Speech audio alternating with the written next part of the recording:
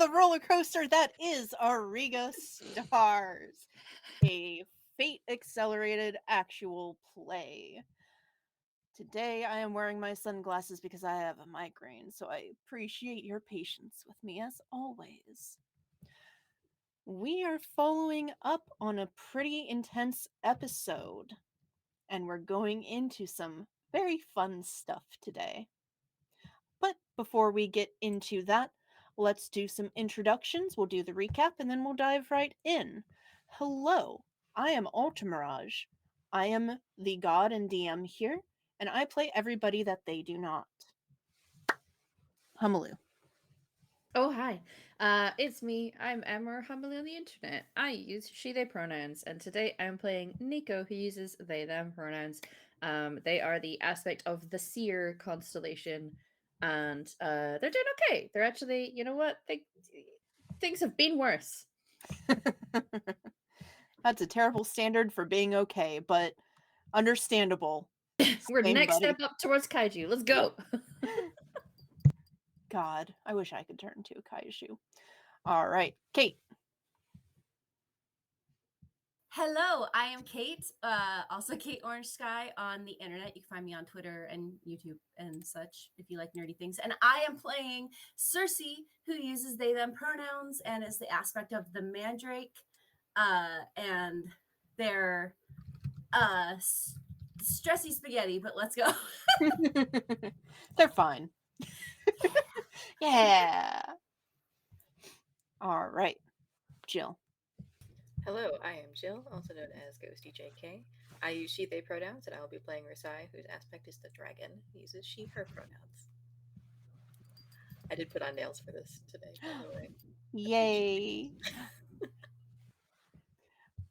Is she, the dragon? All right, Julia. Hello, that's me. Hi, my name is Julia. I use they, she pronouns. And today and all days, I will be playing Giselle, my ballerina cat girl, who uses she, her Adorable. pronouns and is possessed of the guardian lion constellation. All right, Torin. Hello, everyone. I am Torn, or Torn Talks Creativity on the internet. My pronouns are she, they. I am playing Makoto Shauna, whose pronouns are she, her, and she is of the Ram constellation. And she's honestly doing okay. And she's my fucking wife. Okay. I've said this before. This is nothing new. Completely down. Sorry, Giselle. Gotta go. God told me. My wife. Sorry. Get in line. Hey, Oh my she's God. got two hands. More love to go around. Yeah, you're right. So, last session, the Chosen had a conversation with their guide, Campa. And, well, honestly, it could have gone a lot worse. Some secrets were made no longer secret. You all found out that they worked with some scientists on the other side of the world, tried to do some good, maybe tried to bring back their mom, stole an experiment that was a person that is Soul, the fell girl that the party has met before and had kept secret from Campa. Campa found out that they knew each other. And Soul is having a temper tantrum because that conversation did not go well. But what can you do? Ugh. After you guys discussed some things, laid most everything on the table, and for some ungodly reason empathized with Campa, you guys went on to do some training. Because what else are you to do when you're facing emotional trauma? You fight. And so, everybody, for better or for worse, got a hold of their magical abilities and pushed through into their second phase of their transformation, a stronger version, a fancier version, a more volatile version.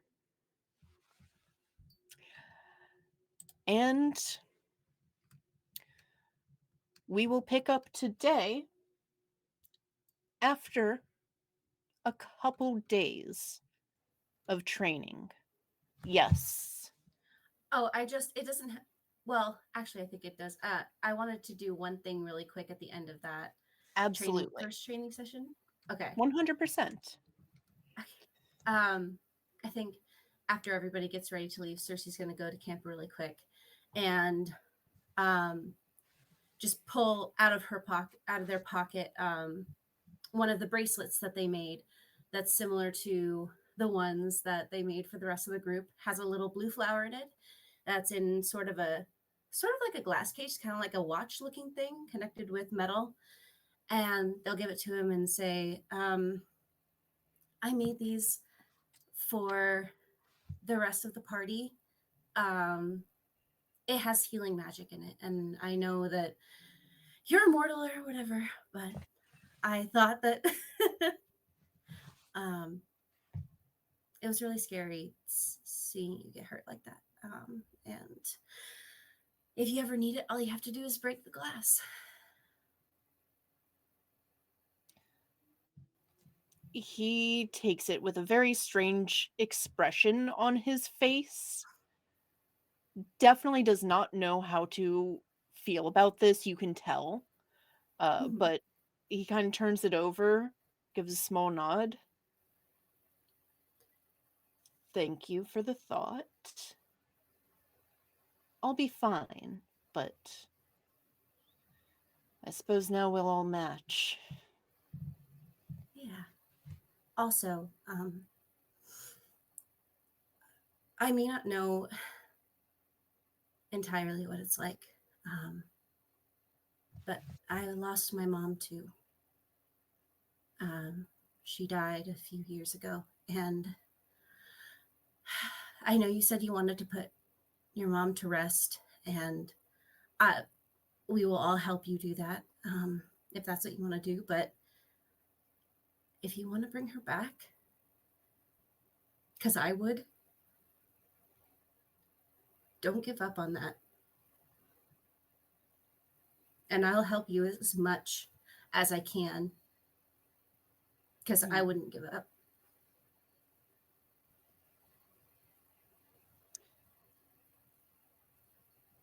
I do appreciate that. I do admit that I haven't entirely given up, but I'm more afraid of if I do bring her back, if I am able to, she'll likely come back in a very volatile state. And if Geis does in fact have control over some fel, I'm concerned with how that will go.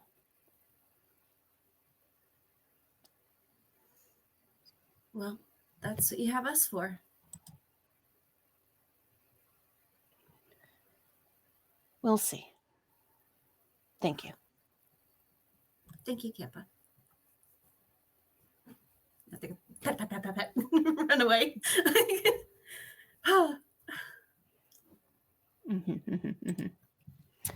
He'll begrudgingly, put the bracelet on and kind of look at it and just be like, Sip from his water bottle that you guys gave him. Get cared for, He loves idiot. us. He's just the most tsundere autistic bitch. I don't know what to tell you. And There's a Alta reason and that I he are and in Nico- love with him. It's Yeah. true. I love terrible men. Was there anything else specific you guys wanted to do over the next couple days of training in your second form? Just working hard. We gotta be the very best. Not Mr. Frost. necessarily during training, but at some point, Rasai would like to kind of officially change her major at the school. Yeah. She is now both a applied magic, whatever that is, and a fashion design major. Okay, so you're double majoring? I guess so. Okay. So as to not disappoint the parents. That and also magic has been her thing for forever, so yeah, she can't just completely give up on it, right? For sure, for sure. You got the free ride. Might as well use it. No pressure or anything.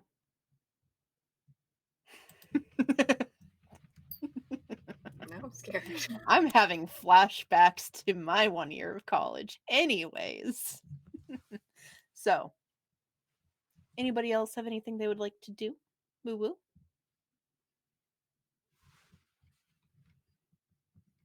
We're just in Nope. that grind. Yeah, I'll say usual things. Everyone gets blankets. They don't want. Coda's like, you will be loved. And then her plant botany, animal husbandry stuff. Yeah, it's pretty steady. You know, I don't think I can actually see my bed anymore. I don't know where it is. Makoto's given us so many blankets. You all have nests now. Yeah. How many times is have we normal. accidentally laid down and Campa as Capricia is already curled up in there?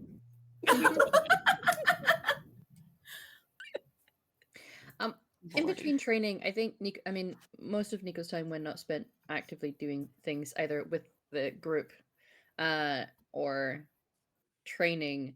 Studies quite hard, and they're going to apply the astronomy major that they have with the book that they have about the ancestor, and just trying to comb through for things that now that they understand a little bit more about how things work, it's not just reading for the fun of it. It's trying to process and look for any clues for what the astronomy on the other side of this world might look like. Yeah, absolutely. Go ahead and give me a roll for this. I would say clever. Sure. Shocking, I know. Shocking. Oh, that's only a 1. Oh, I don't know if I want to spend an aspect on just this. I don't know if it feels important enough. I mean, can I say that if you told Cersei that they would 100% want to help, because they're quite curious about it. Also, it's over a couple of days. Yeah. You know what? Fuck it. We've got 4 now. I'll spend them if you got them. Am I right? I also have Wise and Witty Book Nerd as an aspect, so yeah. You know. All right. Are you re-rolling or adding? That's what it's for. I think I'll re-roll. Normally I just add, but you know what? Let's go. Oh, there we go. That's a 5. There. Yeah. All right. Yeah. We love to see it. Yeah, it's like the Rocky montage, but it's just nerding out in the library with books. A reading montage. Yep. Give me 2 seconds while I Mm-hmm. gather information. You gather that information. See with my eyes. All right. So, you're specifically looking for info on the constellations in regards to the other side? Yeah. Okay. Absolutely. So, you are able to get a little bit of information on that. Just some old star charts that seem to make a little more sense, especially as you compare pieces of them to the star chart that you're familiar with, and you realize it does dip into the other side of the world just a little bit. Stop passing notes in class. See you guys giggling.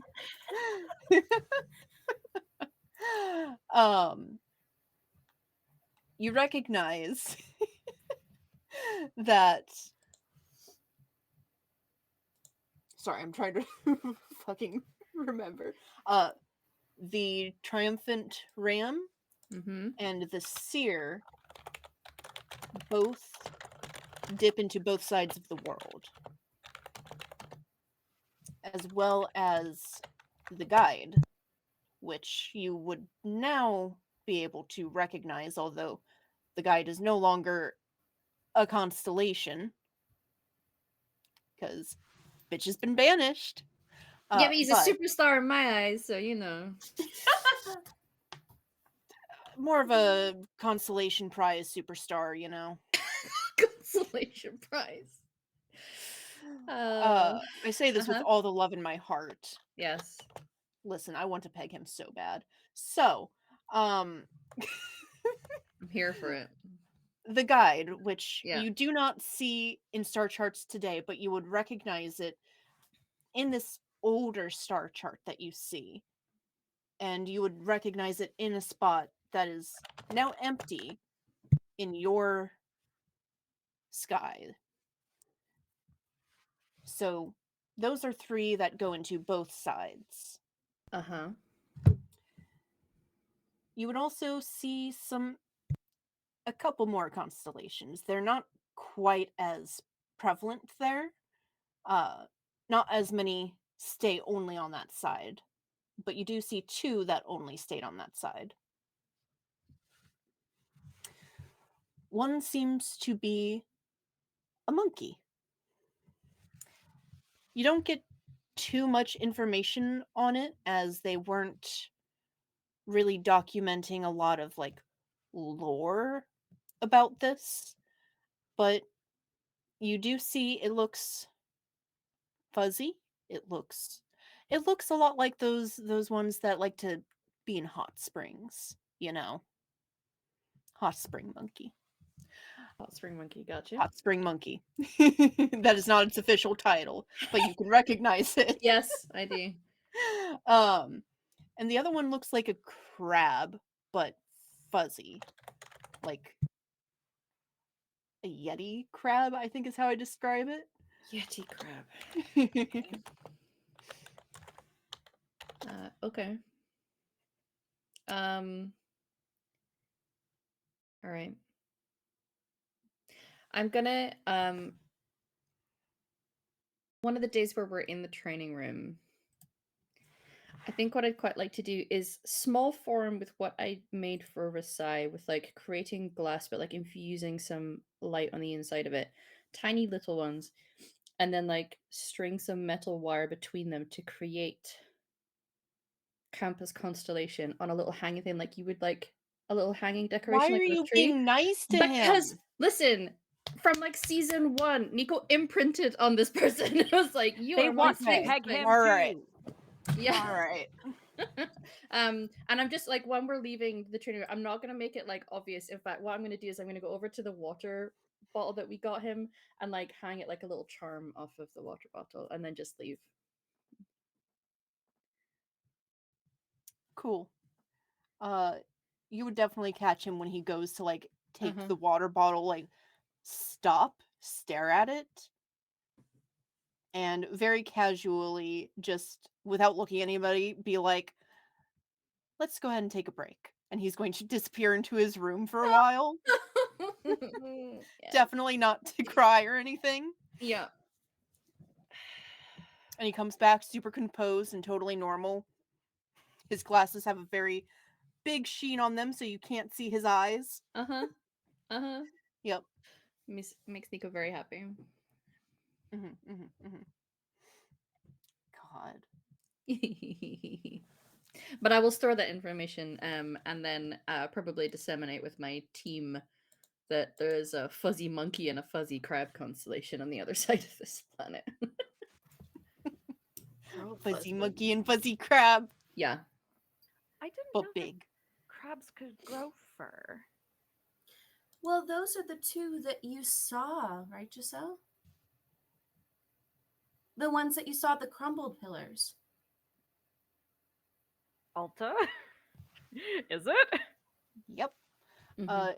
Yes. In Yeah. It was weird then too. I didn't make the connection, but I- duh, yeah. I don't know if I don't remember if you could tell entirely what they were. I think they But were described once before, so like vaguely, yes. Mm-hmm. Yeah, like a fuzzy monkey and I remember the Yeti crab specifically. Mm-hmm. Yeti crab. Okay, yeah. Yeah. And Campo was there, I guess. Yeah. Yeah. So that's what I've been able to find. Nothing Maybe we about. can ask Do we? the ram and the seer for help getting to the other side, or like more like info. I know we've got Campa, but if they've also got any insight, maybe they can see what's over there because they can pass over. Maybe we Maybe could they all see try what's and going on right ask. now. Yeah. I haven't tried having a conversation with the seer since like that first day. Yeah. Not I since didn't the even first know one. we could do that. I also didn't think we could do that. I don't know if we can. Try. We could try. We'll try. It won't hurt. Yeah. I don't Magic think. Sense, like I've felt the presence of the dragon since, so why wouldn't we be able Right. to? All right, tonight when we're all under Makoto's blankets in the living room and just see what we can do. Yeah. Yeah. Well, Just Worth experimenting a out shot. there. A group thing. we can. We're just girls experimenting in college. Under blankets. It's fine. It's okay. Makoto's not red in the face. It's fine.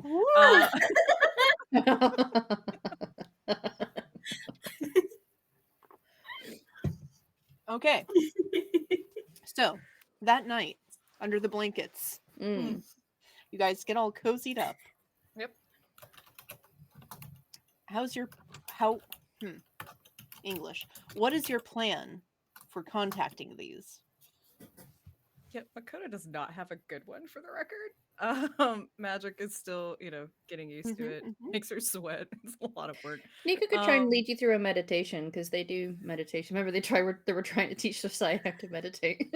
Yeah, I don't think Risai Yeah. will have like an idea of like how to like practically achieve this, but she's going to set the vibe by like turning off the lights and having like little magical glowing candles in a circle around us. Just anything. Like It's she gonna be the probably, like, makes, like, craft. a crystal ball at the Arts, center, even though we yes. don't need it. Yeah. We're turning into the girlies in craft. Yes, let's go. Hey, we might need it. Who knows? Light as a Set- feather, stiff as a board. set in Let's the go. Is this usually how magic goes? Oh. I don't. I don't know either. I'm just like sitting there with my scale, just being like, I guess if I just vibe with it. I think Nico, like, Ugh. amusingly, is just gonna have already tuned people out because it's just their thing. Cross-legged, they've like vibed out from you guys, done a slight disassociation that's kind of necessary for meditating. Glowing third eye starts to form and just tries to like tap into being an actual seer. Lovely. Yeah. We're all just here for moral support. Yeah. You guys are like talking like, I'm not sure how to do it. Turn around, glowing light on the forehead, like, okay. Yeah, like Already like floating in the air, like Yeah. Makoto's still like looking like, okay. All right. Is anybody else actually trying to meditate? Makoto will definitely give it a focus. shot. Yeah. Okay. How she's gonna do this. Especially because she's so tall. So I think she like, you know how people sit cross-legged, but like her knees are up here. Mhm. Honestly though, she's used to the quiet. Like actually being around this many people in a dorm room is pretty unusual for her. So if there's a way that she can kind of go back to thinking of being at home, like in her in super cozy cottage with, very rustic decor and, just comfy fuzzy things. I think she would try to remember that and go for it that way. Beautiful. I think it would definitely work. Might take some time and maybe some texture aids, but it'll work. So let's go ahead and start with Nico. You quite easily, as soon as you get into the zone, feel yourself dissociating, floating, and you realize that all around you, once again, is the celestial sea. You find yourself transformed in your secondary form. And this time, instead of being terribly far away from the massive tree that the seer is in, you are a mere couple flaps away. And this massive hole in this massive tree. I'm sorry, I'm 12. Decorated beautifully with magical artifacts, books, a telescope pointed up at the sky that you're in. And the seer who is standing there, wings folded, just head tilted, watching, waiting expectantly. I think I'll go into the space a lot more confidently than I did the first time. Mm-hmm. It opens a wing with those beautiful eye designs on it and gestures to a tiny chair that it seems it has acquired since the last time you were here. We'll go and sit on it. Thank you. Of course, little one. You come here seeking advice, I do. knowledge. Yes. I have a number of things, really, that I'd like to talk to you about. Our primary idea was I've been doing some research into the celestial space on both sides of this world, and to better understand what is on the other side, because it seems it has a powerful impact on what we need to do. And I saw the images of a crab and a monkey. I was wondering if, first of all, if you have any information about those two. Yes, they are my siblings. What information do you want?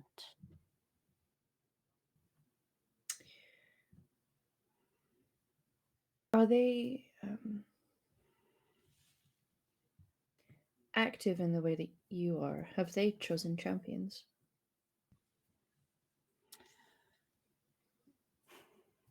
No champion has been chosen for those on the side of Geis.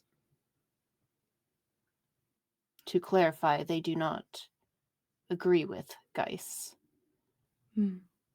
However, because they cannot leave that side, because their home resides in the sky overlooking it, our mother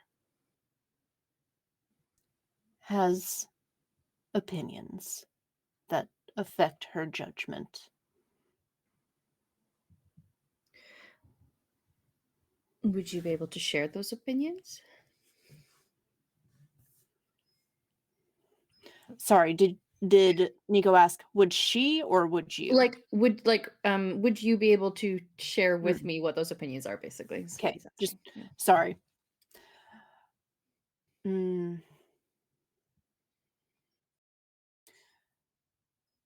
I don't want to say disdain for one's own child.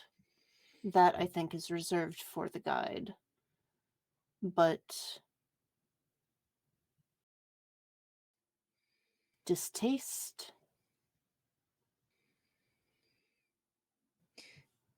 Is that because of actions that they've done, or just because they are on the other side? It is because they smell so strongly of her blood. They are a constant reminder. And she doesn't like that. That seems, if you don't mind me saying, a little unfair. I agree. But once Mother's mind is made up, we are mere. Well, there is nothing we can do. Except our best. The guide is doing his best too.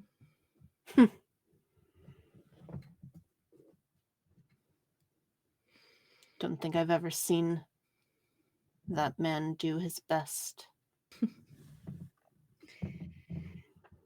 Wow. I think he misses her very much. We all do. I feel a sympathy that he has to go through that alone. It seems quite lonely. Indeed.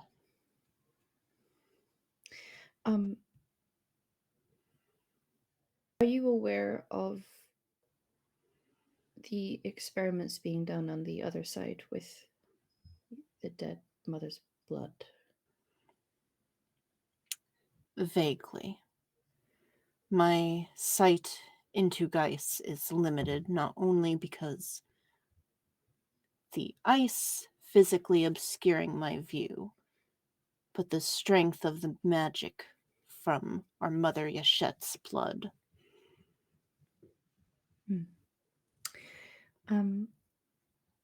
Well, we know of two that have been transformed similar to the way we have, but not in the same method, I suppose. They have forms that seem to master the fell influence on them. And I believe they're actively working against our efforts on this side. Indeed.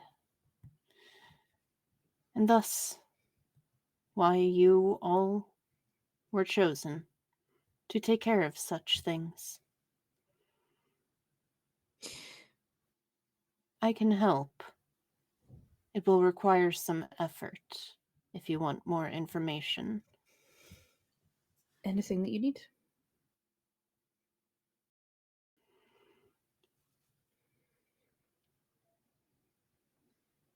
I would like to borrow you for a day.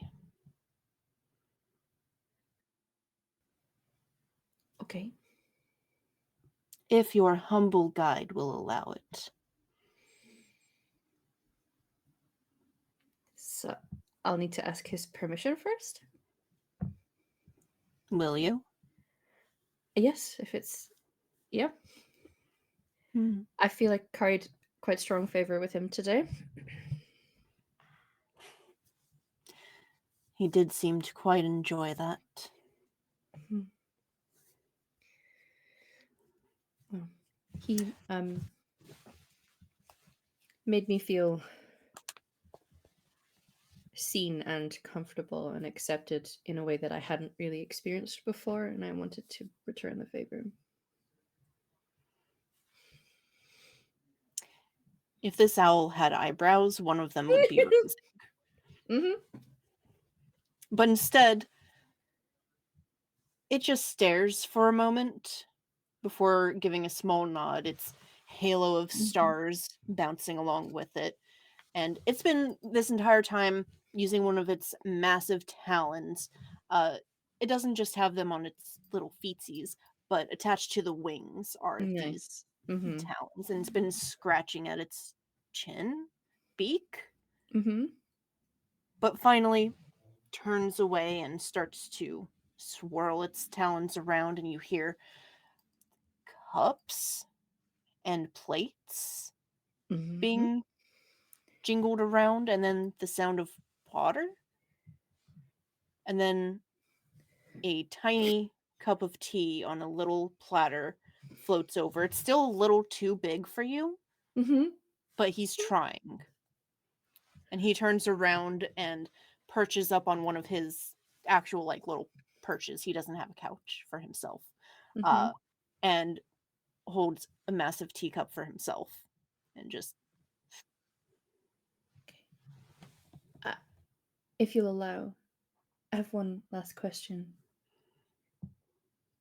When you chose me, did you know about my heritage?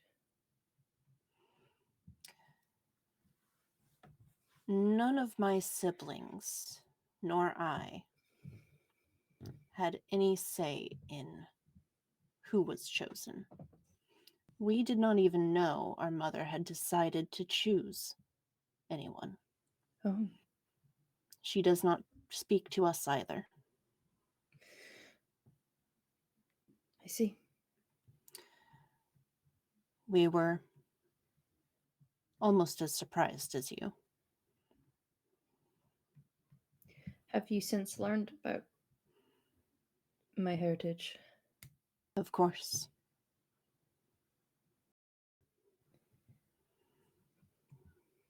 Hmm. Glad to have you in the family. I wonder from the book from the book that I read of her, they described her as an oracle, and I couldn't help see some parallels between the concept of an oracle and a seer.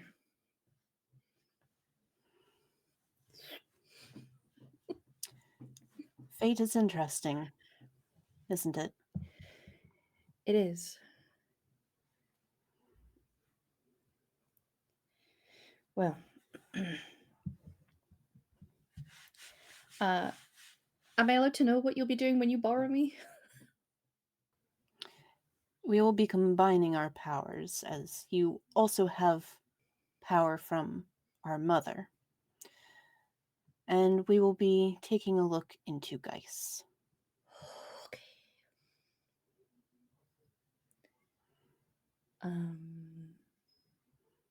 All right. I'll I let him know. know the guide has gotten quite into his school-based role.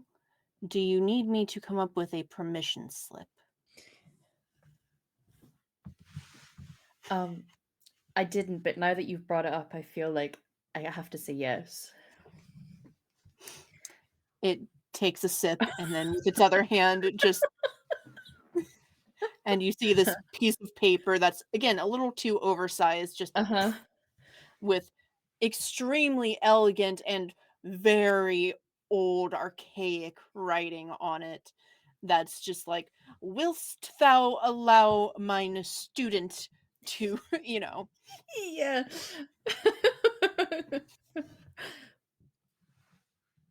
Okay. Um I'll ask. I'll pass this over. I can only assume he'll say yes. it is to further the good of the world, so I can only imagine if he actually is trying his best, he will say yes. I believe he is. I think maybe he was resistant to it at first. But I think we're having an effect on him. You are, and it's very strange. I haven't seen that man cry this much since our mother Yashette died. Oh, I don't know if I should feel bad about that or not, but sometimes They deserve processing it. your It's okay. feelings. Okay. Sometimes crying can be healing. Sip. Okay, well, thank you for answering the questions and for the tea Of and your course. faith in me, I hope. Of course. Okay. I'm just try my best to finish it off and put it down somewhere. Yeah, it's a lot of tea. It just, when you like try to find a spot, you can feel Yeah. it kind of just levitating from your hand. Okay. I'll use a little bit of thought magic to just like put it back to where the teacup had been summoned from. Mm-hmm. And whenever you're ready, as soon as you focus your thoughts on leaving, Yeah. you can just wee back out of the. Holding a giant scroll of paper. Yeah. Fabulous. Lovely. So, who shall we pick on next?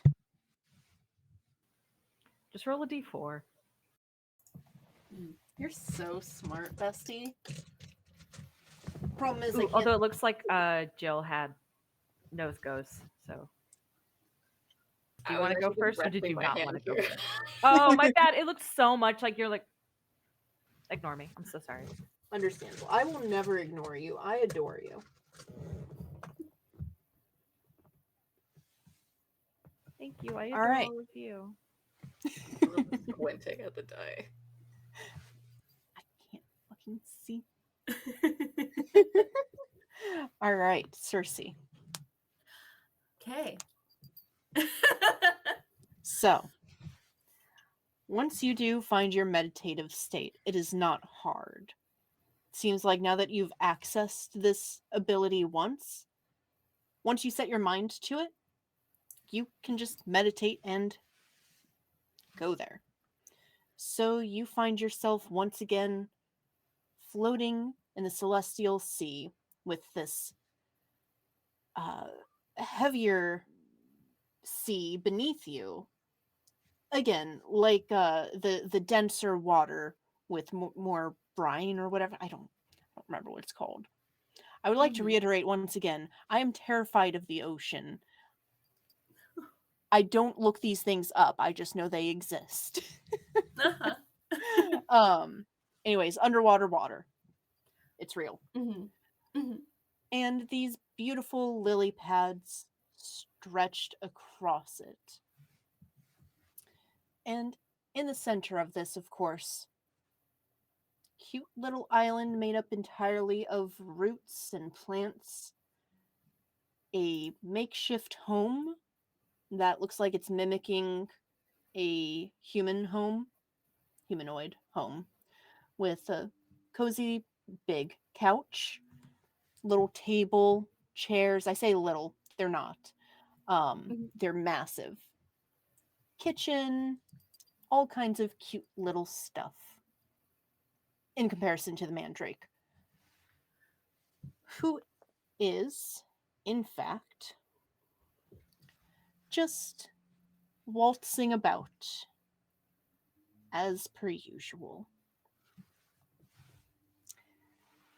And this time you also feel yourself already transformed in your secondary state and significantly closer. And you feel that you can just float easily through.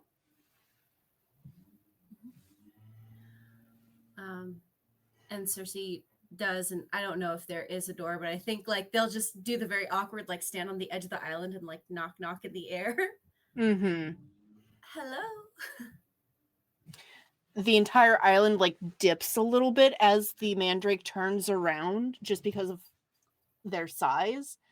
And this massive being made entirely of roots that have been bound to be vaguely humanoid shaped with a humanoid-ish mask on and a lily pad hat with flowers and vines dangling down from it, spins around and goes, "Oh, my little one, it's so good to see you again," and leans down to pick you up, almost throwing you in the ocean again, but scoops you up before that can happen and twirls around.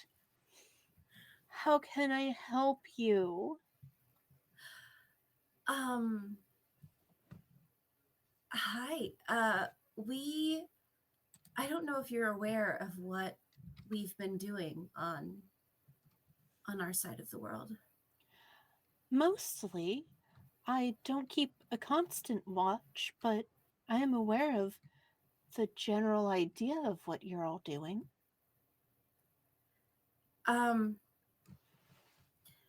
So, I've been thinking about it, and there are people from the other side, from Geis, who are Mhm. trying to, I don't know, I guess, release the fel on our side of the world. Yes. Campa, the guide, was talking about trying to bring wow, those mega bees are just like really something, aren't they? Just okay, going. He was talking about maybe bringing your mother back, and I want to help him,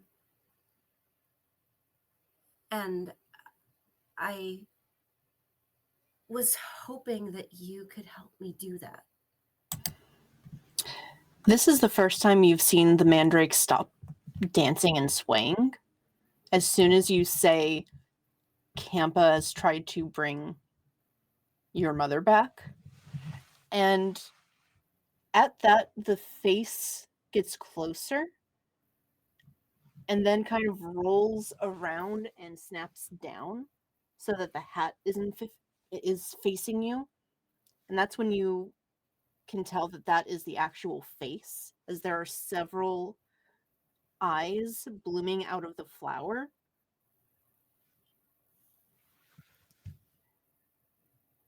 What do you mean? He's tried to bring her back. He hasn't been successful, but he's trying to revive her. And I think that he can. Do you think that he should?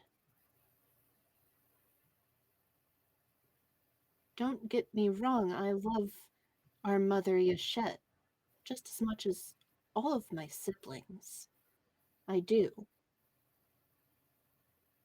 But after what she's been through, would you want to be brought back?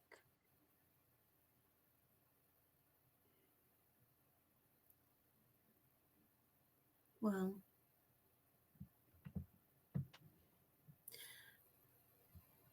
I think that if it meant that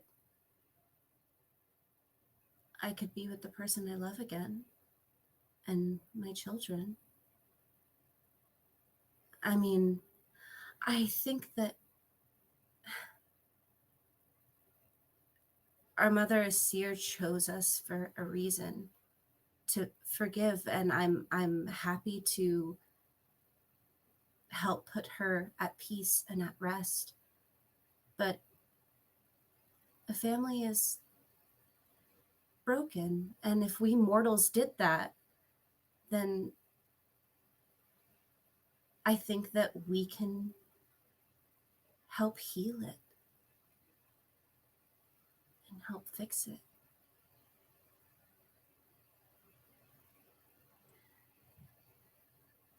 I agree that we mortals do need to help heal and fix it. But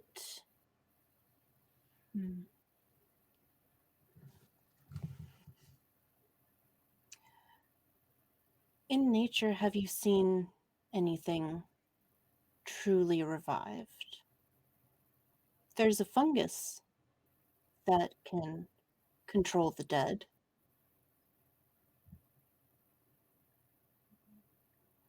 But not actually revive. Indeed. There are other parasites that, to the hosts, well, discontent to say the least, can keep it on the brink of death.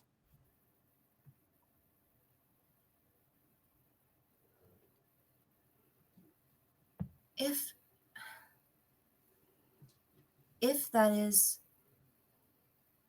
that's true and she's still, I agree with you that maybe it's not a good idea when you put it like that to bring her back and rather lay her to rest. But if she is on the brink of death and we're able to stop the people who are keeping her there, we're just supposed to let her die? She has been long dead, little one. Only her anger remains.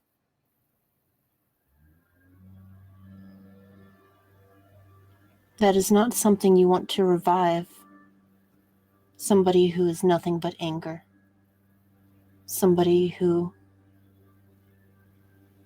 has just festered for thousands of years, thinking of nothing but their hatred for mortals. Thinking of the betrayal and their hurt. I understand. Both of you stop passing notes. It's not notes, it's the mooing sound. Ah, I see. I'm sorry. I'm sorry that my apartment's every Monday. You were so okay about that decision. It's not your fault. It's all I was good. trying We're really just- hard to hold a serious face. We just keep looking at each other and it gets worse. Ah, yes, the other secret constellation, the cow, constantly in the background of every conversation. Mooing. We don't talk about the cow. Anyways, I understand the want to bring her back. I really do. But it goes against nature. And I know if I were in her situation, I wouldn't want to come back.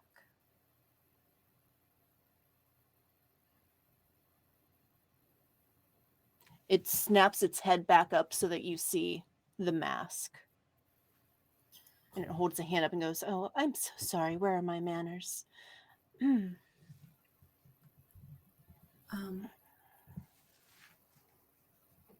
Thank you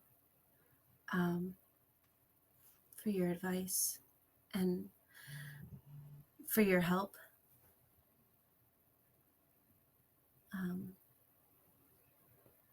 Do you want a cup of tea? Allow me, please. And it's going to set you down on the massive couch, mostly made of vines and flowers and moss. And it'll turn and kind of saunter over, although with a bit more of a solemn, you can tell it's kind of forcing the dance this time.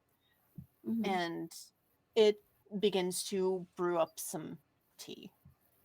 And you can see it's just plucking leaves and making its own tea immediately, but after a few moments it'll bring over the tiniest little cup that is probably about the right size for you, and the cup is in fact actually a flower. Yay! My fairy dreams. Was there anything else that you needed?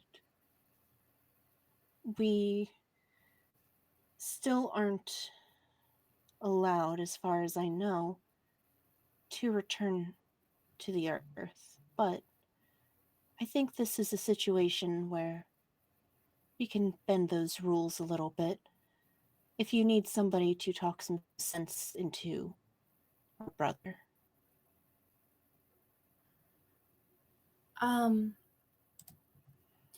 I think that we, as a group, have somehow gotten Kempa to like us.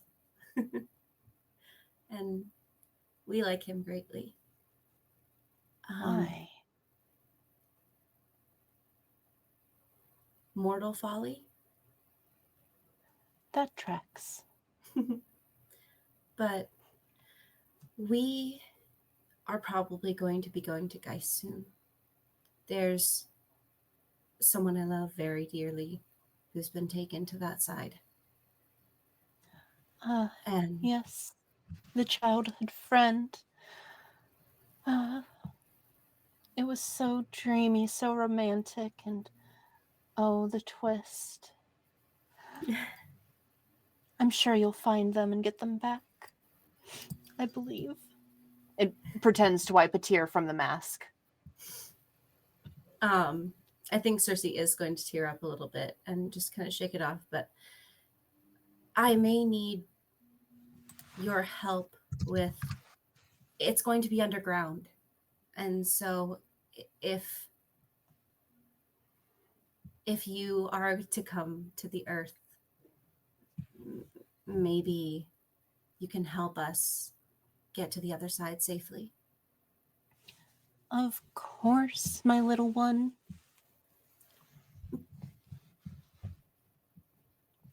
Mother might be a little upset, but, well, these days, when is she not?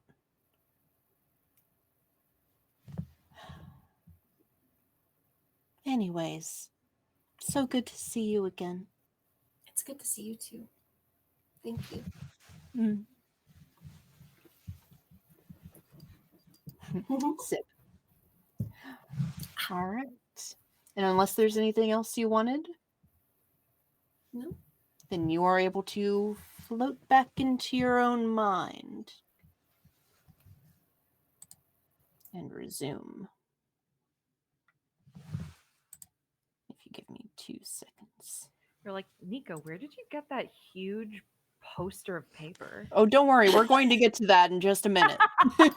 It's just a poster of Zac Efron. Doesn't translate well from the Celestial Sea back down. Yeah. So the seer can take over my God. body. This is my emotional support Like 17 Zephron again, poster. but like Yeah. Listen, don't judge Nico and their interesting taste. All right. One of y'all's want to volunteer?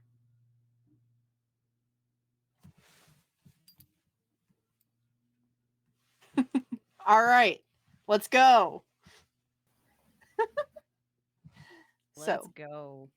Let's go, lesbians. What? Hell What? yeah. So lesbians.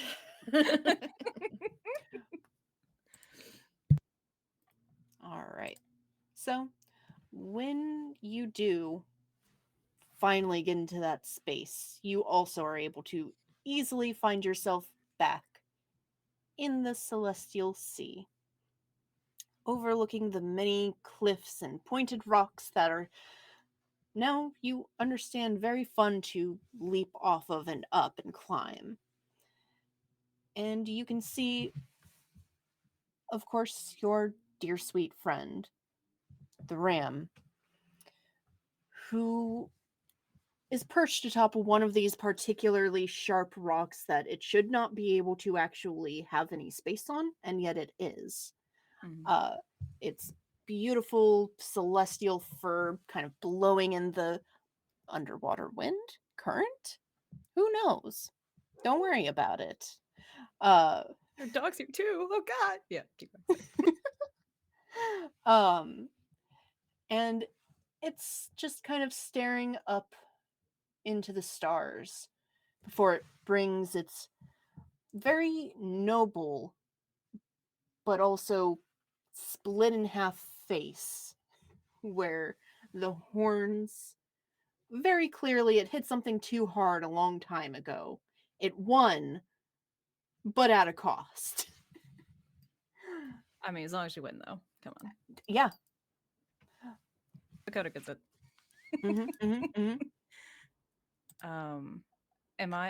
Is Makoto like way down below? Nope, this time Oh, you are similarly in your secondary transformation, as well as on an equal level with the ram. I think Makoto will walk up beside the ram and just kind of look up and What are we looking at?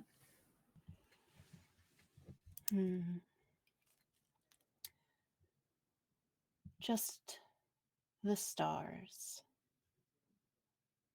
Nice to look at them sometimes. Do I recognize the constellations we see at the current moment? So sorry. Oh, Tuned out. You're good. Do I, Makoto, recognize the constellations we're looking at the current moment? Absolutely not.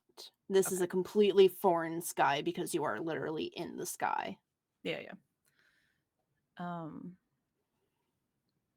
you looking for anything in particular?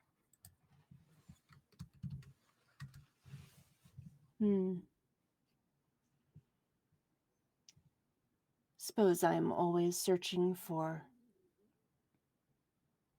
a sign that our mother, Asir, will once again speak to us, but as I said, it is also nice to look at the stars. How can I help you, little one? It is good to see you again. And it's going to move its head down and give you a little bop. Yeah. And she definitely grabs, not both sides, I'm assuming it would be like this. Yeah. Well, she might be able to. I don't know. We'll figure it out. But definitely now with the metal that she wore on top is now ram horns. Definitely kind of gives it a little harder, like with that. And I think before she pulls away, she just kind of, in a slightly lower voice, just, I think I'm supposed to ask you about Geis, and can we travel there, and why are you on both sides? And if we have time, I will, but I would rather actually be a little more selfish, if that's okay. You needn't ask permission. I am not in charge of you. Necessarily. And she'll pull back, but this is new for me. You know, the physical world makes far more sense. If I hit my knee on something, it bleeds. If I pull up grass, I smell pollen and, you know, the things that it gives off. Talking in someone's head and someone talking in mine. I don't know. I can't say I like it or dislike it, but it's new. And I would rather ask, what are the limits of what we can do? I mean, as chosen, there's no guidebook. There's no written rules that I've seen. No. There's a reason for that. You ask what your limits are. Yeah. Enough power to kill a god. Does that mean that the gods are really immortal? Or even you? Nobody is truly immortal. I'm not trying to ask a painful question here, but how did your mother die? Betrayal. And at this point, it is going to leap very gracefully from its big old spire onto a grassy little patch. And it'll just heave a big old sigh and then plop down. Still kind of looking up at the stars. Yeah. We'll definitely follow, but and sit, you know, match physicality. I'm sorry. I know I don't have to tell you, but I don't know where my parents are. But I imagine if it was a story like that, it would have probably hurt. I think I'm trying to ask, what can I really do to help here? And what should I do? It leans down, puts its nose on you for a moment, and then just I think it's almost an automatic reaction. She kind of reaches out to do like a scritch Mhm. and then like, yeah, screw it. Yep, Because it reminds her of home. absolutely. Yeah. In my humble opinion, you're doing just fine. May I ask, Yeah. what do you need to do for you? You are a supportive pillar for your friends. But what do you need for you? I'll be honest, I'm not sure. It's hard to know what to ask, what's the right thing. But if, in fact, I'm going to assume you have some omnipresence at this point, or watch what we do. But with our friend Cersei, who I really care about, their girlfriend was there, and I'm not gonna lie, well, you might understand. Just gonna try to make sure she didn't hurt anybody anymore with whatever that took. Hmm. But out of respect for Cersei, I didn't feel that that was right, though I really wanted it to be. Sometimes it looks up wisely to the stars. You can just headbutt people, and that's okay. You can Yeah. resolve it later, but sometimes they really need their ass kicked. Yeah. I think my question of what are we capable of, I'm trying to understand Bria in some way. I was ready just to make sure she didn't do anything to us. And even before with the fell, I tried to understand it. I tried to touch it. Oh, that was a bad idea. It is a lot. Yeah. It is thousands of years of festering feelings.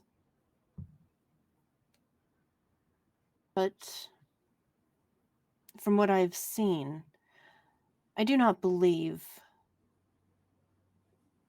this Bria is past the point of saving. You've seen how the fell can corrupt. You've felt it. That isn't to say she doesn't deserve to be punched. Okay. But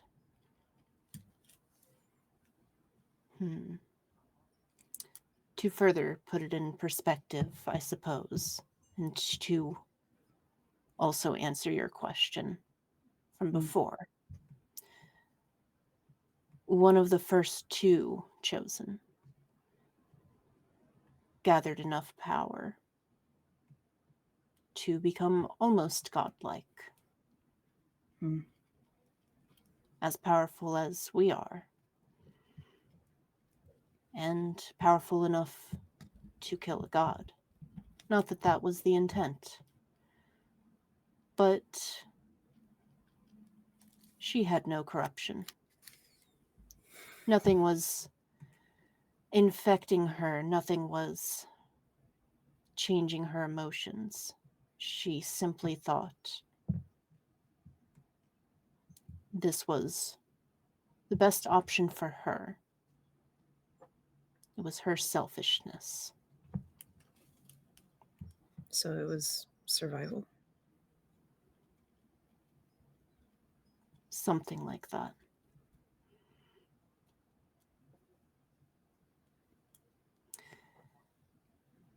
I do not pretend to understand it.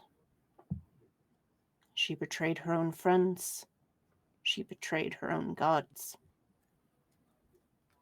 We were friends. Friends or siblings? Friends. Okay. I was just curious. Sorry. Mm. With that. I assume that friend is no longer here. Or No, alive. no. She was killed for her crimes and her name and history wiped from your mortal books. Okay.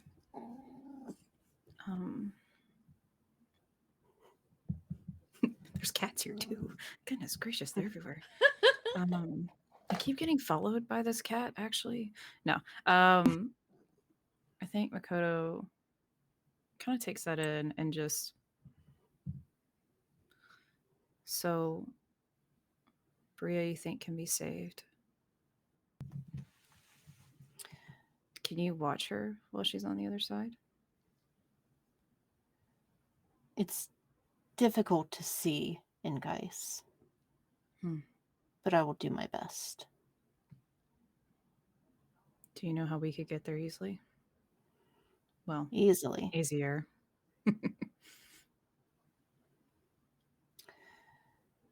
There are still tunnels that exist. You will have to fight through Fell to get there regardless. Yeah. That is likely your easiest option, unless you decide to go around the edge of the world. That would require a way to breathe underwater. And you would still have to deal with the Fell.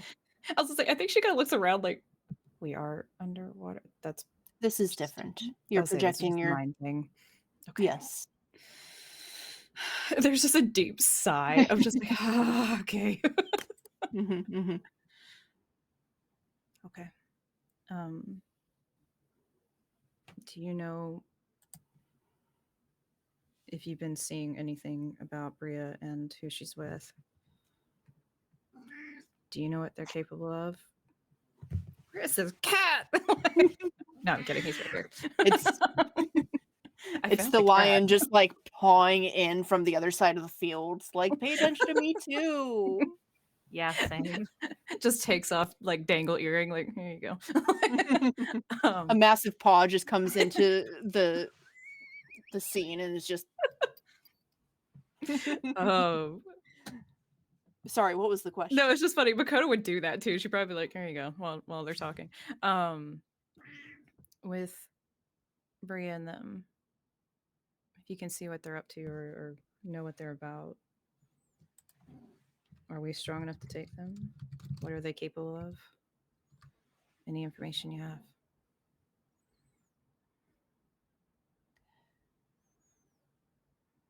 I think working together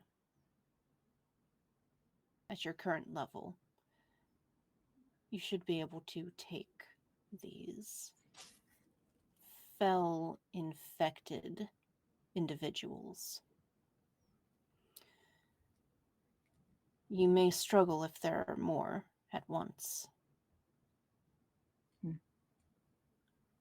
Hopefully, by the time you do get to Geis, you should be able to reach your next level of transformation, which will make it significantly easier.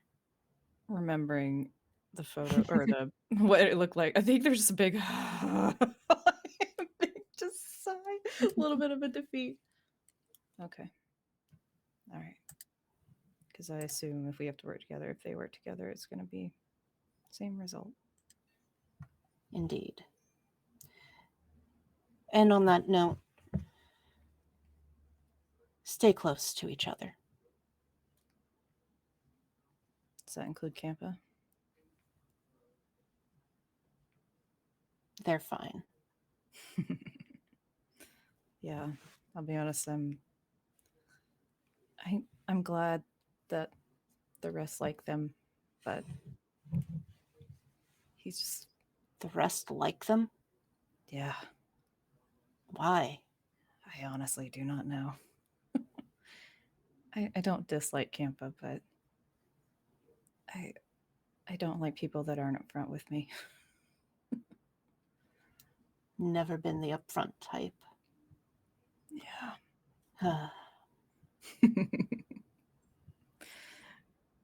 I'm glad that my friends like him, though. Seems like they need him.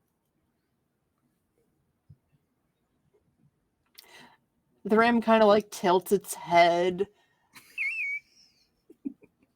I'm glad somebody does.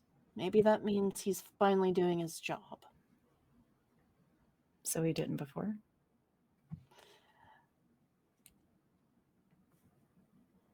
That depends. So he did a job that you didn't think was his job.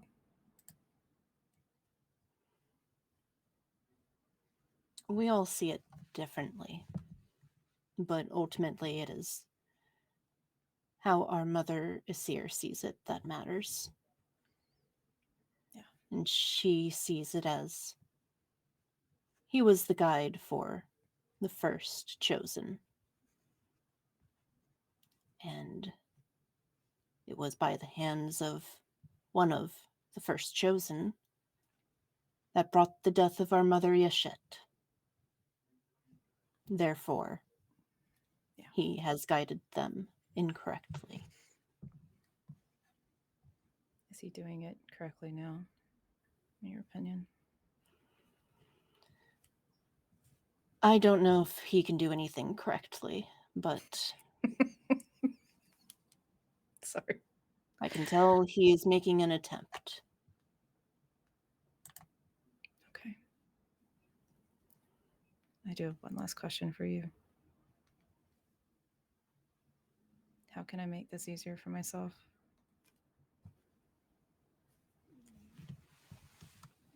How does one get in touch with magic?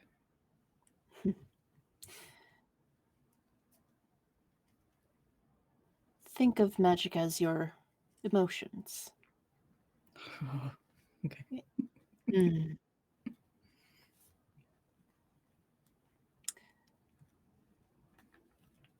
If your guide has not explained it well, then even if you do not have a good understanding of your emotions, you are good at caring for others. You can start with that.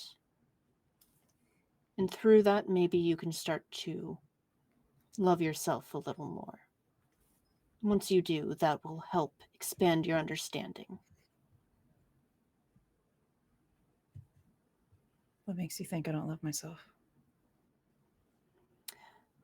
Not that you don't, just that you care for others more. Not necessarily a bad thing. But sometimes you need to prioritize yourself. Otherwise, how can you take care of others?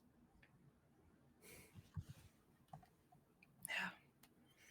And I think of being a medic ninja, keep yourself alive so that you could heal others. There's just like a little bit of a like little sniffle and just okay.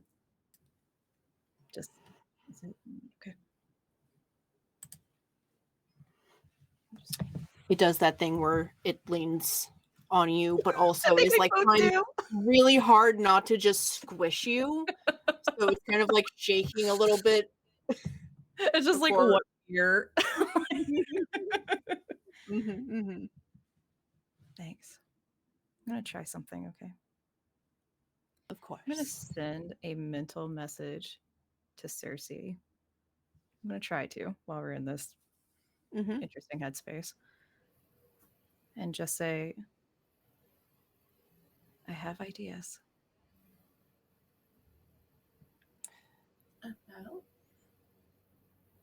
Does Cersei hear me? Sorry, did they hear me? Yeah, absolutely. In fact, loud and clear, more so than usual.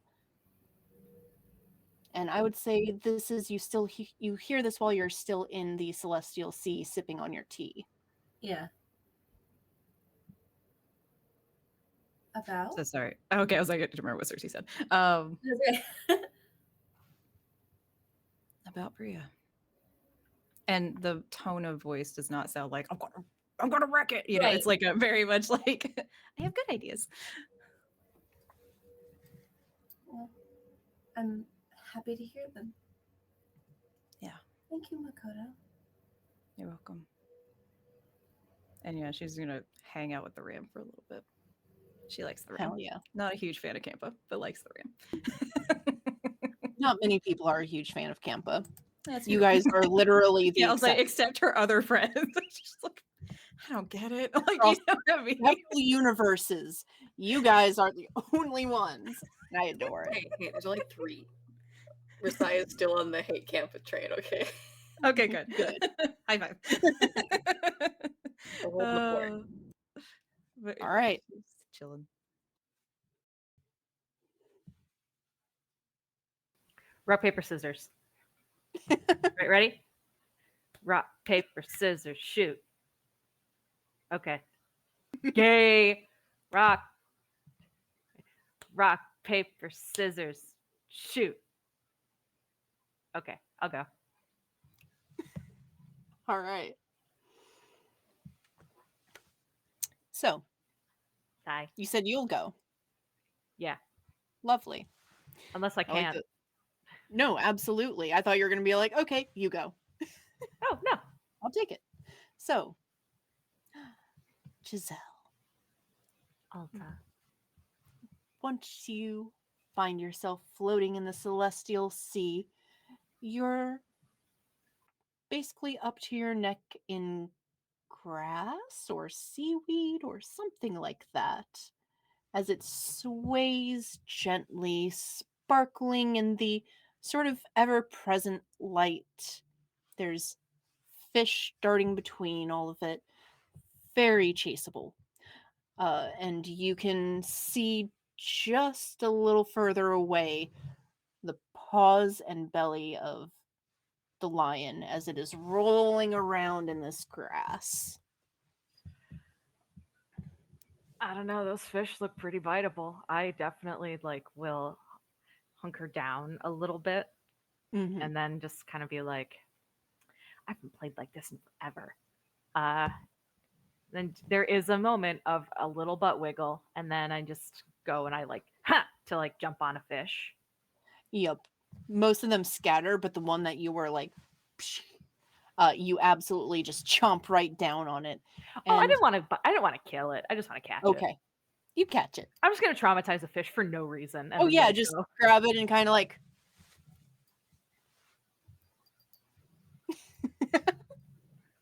Yeah. Yep. It floats away, just like.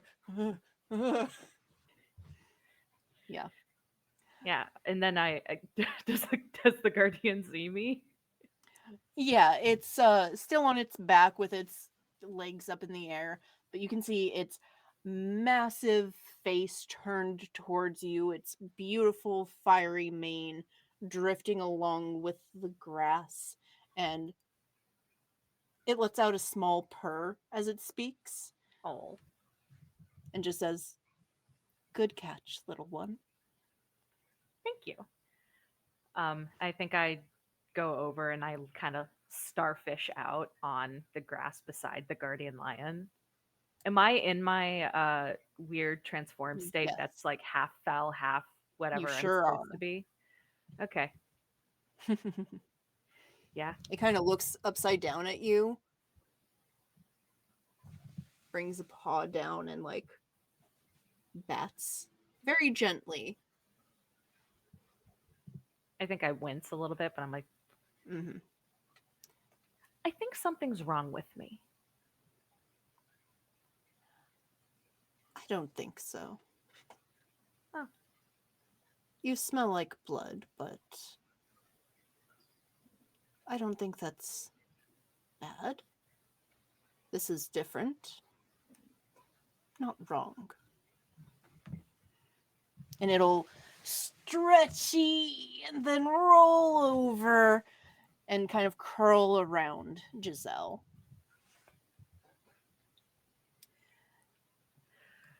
Okay. I was worried that you might be like, no guardian of mine is gonna have foul shit going on. So we kind of have a situation. I don't know how much you know or see. When it Bits and comes, pieces.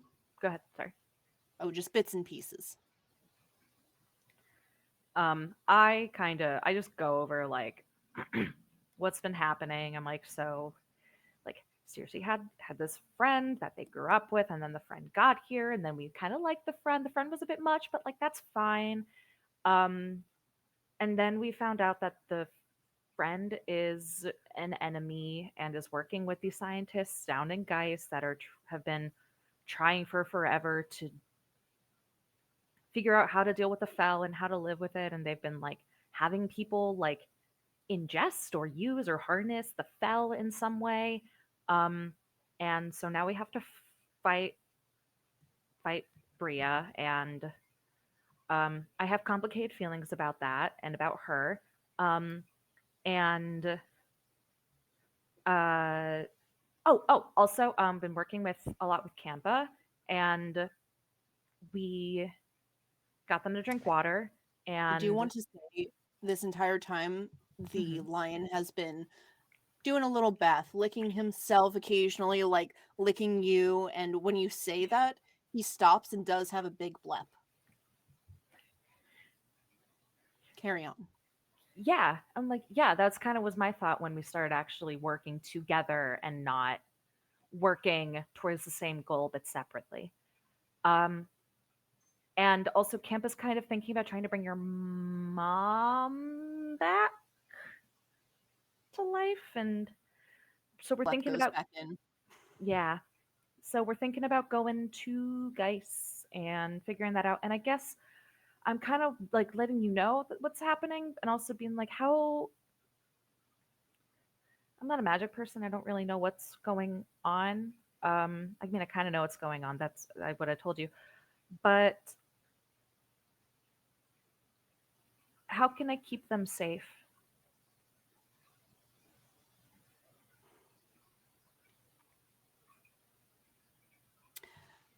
Licks its paw again, kind of like giving itself a few moments to digest that. Mm-hmm. And then finally puts its paw down and looks up. That is quite a lot. Mm-hmm. I'm not able to see Geis. I know the guide went there for a while.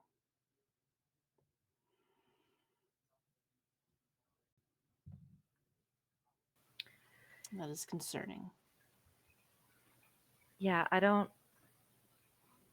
know all of everything that went on there. It just seems like things went badly, and Kempa left. Now we're trying it this way. So you are still attempting to bring her back? Or he is? I think he is. That is not good. You think so?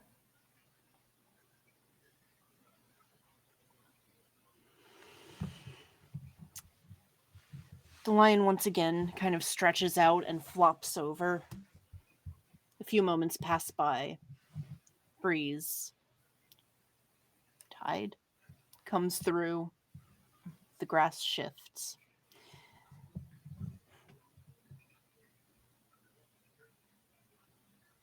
If I were her, I would want peace.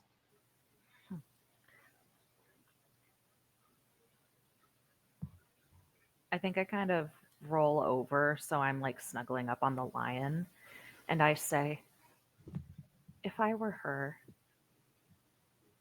I think I would want the choice. Hmm. Mm. How are you doing? The lion, who looks extremely mellow and chill and is just relaxing in this field, I'm quite stressed. I can imagine. There's been a lot of change lately, and it sounds like for as much time has passed since all of everything happened, it seems really fresh for everyone involved still. Though I guess grief like that doesn't really contextualize. Indeed.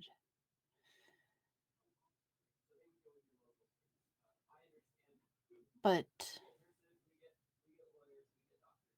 I suppose you're right in that she should have a choice.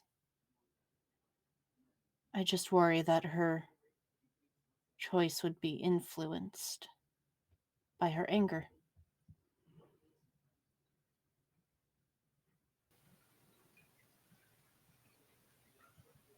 Anger passes.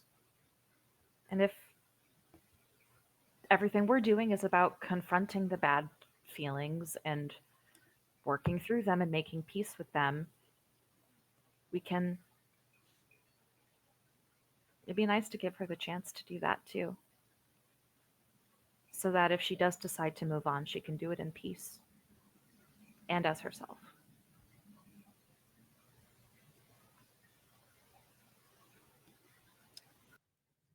That makes sense. I never was one for understanding all of these details. I just want to make sure that everybody is safe. I think for me, keeping everyone safe was knowing those details. It's different. I like bonk.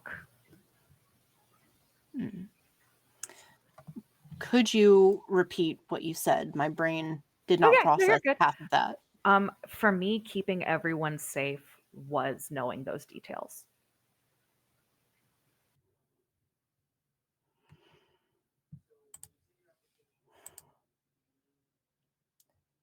Are you handling things okay? And don't just say yes. I'm handling it, which is an improvement. It's messy, as you can see, and I kind of kick up my arms and legs to show my fell shit. And I think being confronted with Bria made a lot of really ugly emotions kick up for me.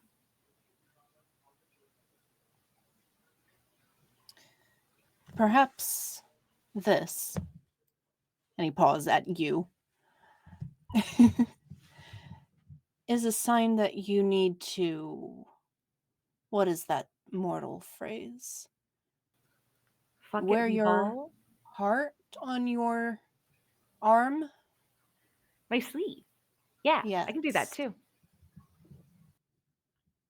Rather than just trying to shove your negative emotions down. I know, easier said than done. But we can try. I think it would be good for you. Okay. You want to hunt some fish? If you want to help me hunt something quite big, you can let some anger out. Okay. It'll get up, do another big stretch, and then it'll immediately just...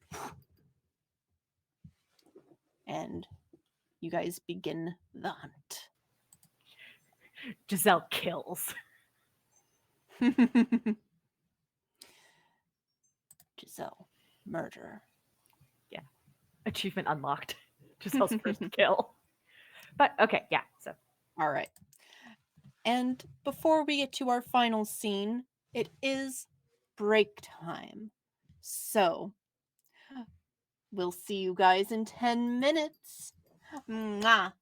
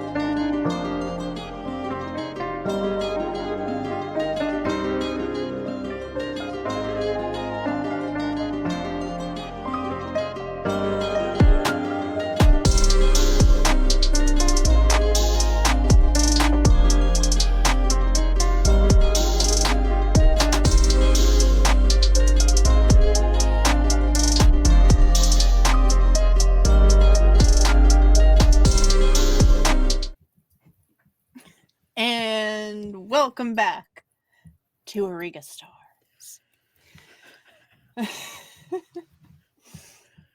The emotional roller coaster, which is the excuse I'm using for why we keep doing this. I don't remember how it started, but that's the reason now. So, The we left context off- actually makes less sense. I believe it. Yeah. It's the car salesman, like, noodle guy. It was some Yeah. joke I made about the Oh. inflatable, like, little Yeah. things outside of car dealerships. Yeah. I think I was just doing a little, like, excited autism thing, and you guys were like, oh yeah, it's the... And it I'd just like to went think we're downhill just from the there. level of excited that Kermit the Frog gets, and that's what Yeah. it is. Mhm. For 100%. So, we left off with everybody reaching out to their patron prince of the sky, their constellation. But we hadn't got to Rasai yet. That's fine, you don't have to. I mean, is she trying to actually communicate? Not Or is she actively, playing... but it would be funny if, like, while getting up to get a drink, she just, like, passes out. Well, why don't you just roll me a +0. And we'll see. We'll just see how it goes. All right. That's a -2. Lovely. Then I'm going to say, since you're actively trying to avoid this, that -2 is not in your favor. So you see everybody drifting off into their headspace and meditating. You're sitting there, you're chilling, you're cozy. Do you do anything? Or are you just waiting for everybody to get back? I think I am thinking about, like, a project that I want to work on, like a little gift for someone. And just like planning it out in my head for a bit, maybe just kind of starting to work on that, at least Cute. conceptually. The room starts to feel pretty warm. God damn it. And then you realize you feel warm, which is strange because you don't really feel warm anymore. It's just normal now. And you realize that this burning is really focusing in on your chest, your heart specifically. And by the time you realize that sensation, it gets incredibly intense, and you feel this searing heat and this force, as if something is reaching in and grabbing maybe not your heart, but your soul. Kalima. And you hardly get a moment to comprehend that before you feel yourself pulled from your body, and you just see the scene around you fade before you are adrift in the celestial sea, forced into your transformation, and floating amongst the smoke and flames of the dragon's residence. Oh, wonderful. Okay. My cat is freaking the fuck out right now. Your cat's like, oh shit, it's the dragon! Oh shit! Oh shit! What do we do? Gotta That's go! Versailles internally. Externally, she's trying to hold it together. Boone, you're giving me anxiety. The that heat is still present, and you realize that one of the dragon's wings, which are just made of fire, are reaching out and wrapped around you. But once you come to, it lets go. And you see the massive figure of the dragon, leering over you, and these pillars of smoke and flame. It can't see. It just has those vents in its face in lieu of eyes, constantly emitting smoke.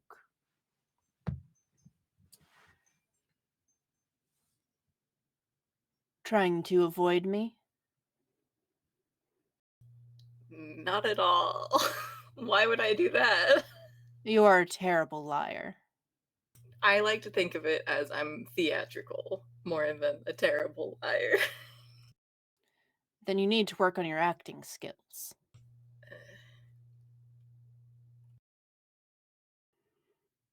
Why do you avoid this? Do you not consider what your friends are doing important? No, it's not that at all. I think it's really important. If I'm being completely honest, I don't remember what we're supposed to talk to you about. You see it taking a deep breath and exhale flames and smoke. And it feels warm around you, but it doesn't hurt as much as it should. I get the feeling you are still not taking this as seriously as you should. What will it take? Deaths? No, no. I promise I am taking this seriously. I'm just not exactly happy with being in this place.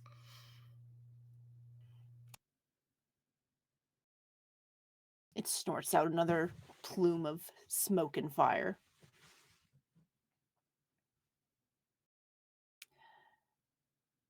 So,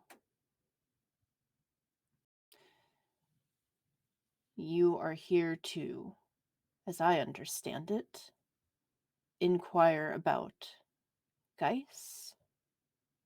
Yeah, like information about Geis or the constellations on that side of the world and how it relates to the Fel. I think that's gist of it. And there is nothing else that you request to know, no other reason you want to be here.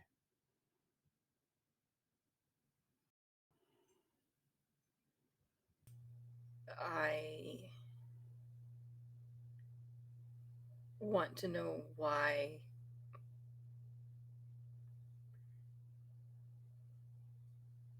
we are supposed to have access to this divine magic. We were promised to have greater powers, but I haven't seen it change beyond what I would normally have access to.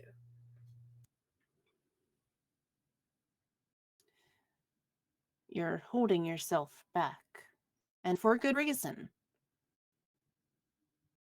Should you use my full power, you could incinerate an entire town. Besides, only celestial touch can kill other celestial beings.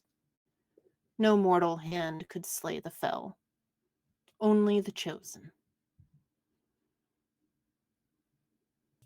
Okay, so I already have access to this? Yes, you have slain Fel, have you not? I have quite a few, honestly.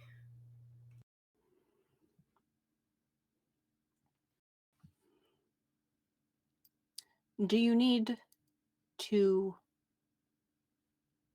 train your ability to unleash your fire? I guess so. You guess? For somebody so confident in their power, you are very uncertain about some things. I need a solid answer. What is holding you back? I don't know. I don't know. It's everybody just seems to understand and know how to talk about this grief that we're healing, and I don't know how to relate to that. I just don't. Mm.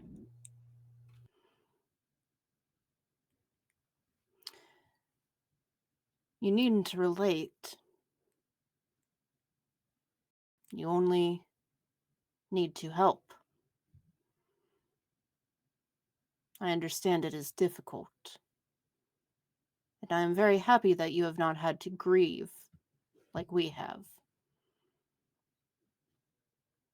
How would you help a friend who is grieving?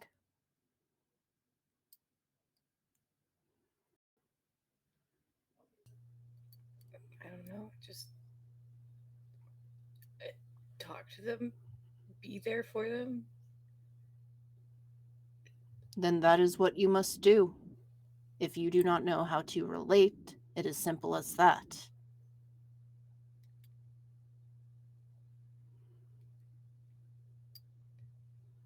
Okay. You are still doing good work, even if you do not understand the emotions behind it. You still have good intent, even if it is forced. You are still doing good work. You are still helping heal. I do want that. I do want to help. I want to help heal. I want to fix what mortals have done, and I do care. I promise I'm taking it seriously. You lack empathy. I'm trying. I understand. I lacked empathy until I hurt too many. And then I started to understand. I still don't entirely get it.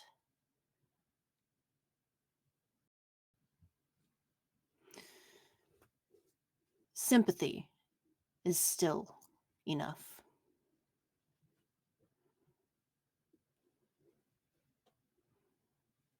The intention behind your actions and your actions themselves make a difference.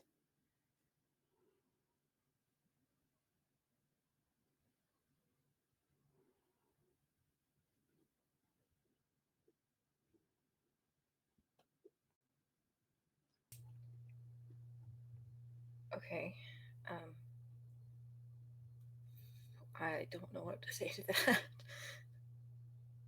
You needn't say anything. What you do need to do is show me your power unrestricted. You can't hurt anyone here.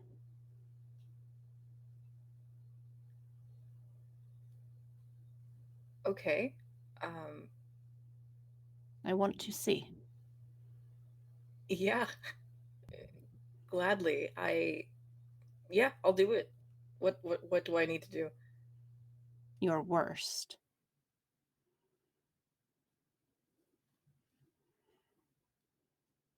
Am I still being held by this dragon's wing? No. It's let go of you and has just been kind of sitting back, shifting its head to listen. Okay. I'm going to try and use some magic to open up a vent directly beneath the dragon to like release boiling water, steam, heat. Mhm. Even though I know heat's not going to hurt this thing. Absolutely. You see this vent open up and bubbles and smoke and flame just burst out of it, fully encapsulating the dragon, who flares its wings out and roars. Is that all you've got? I doubt it. Okay, can't fight fire with fire. Then let's try something else. I'm going to not swim because Versailles can't swim, but like kind of maneuver around to the side and try and reach out and touch it with my hand, and I'm going to use ice magic instead to try and like freeze it in place. Okay. Do me a favor and give me a roll for that. How do you think you're approaching it? It's not my best one, but I think this one's forceful. Let's or go. maybe quick. I think quick, yeah, because I'm trying to touch it before it can react.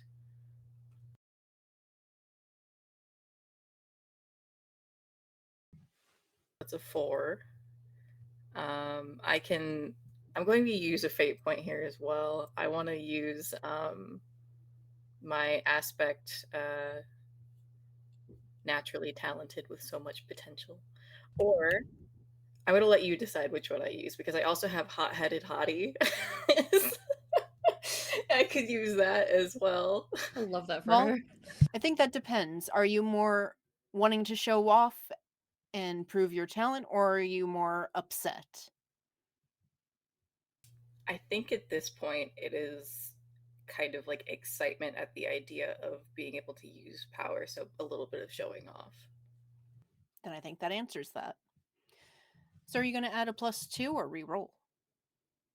I'll add a +2 for a 6. All right. Lovely.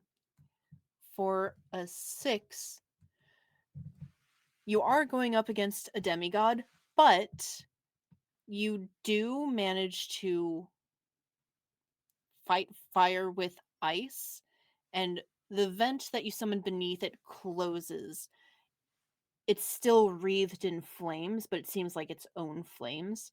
And the ice that you grow around it sizzles, and you can tell that it's fighting. This ice should not be able to survive in this area at all, but it can because of your magic and your power.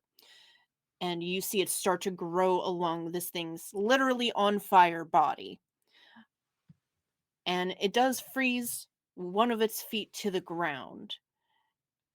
And it waves one of its wings at you to try and like swat you away. And it again roars out, "Good, good. Try and do some damage. I really mean it." Okay, how much are we gonna take from anime here? All of it. I am going to take a book out of Jujutsu Kaisen, and I'm going to again lay a hand on this thing and just try and imagine like every cell of it just bursting. Ooh. Lovely. Roll me a flashy for that.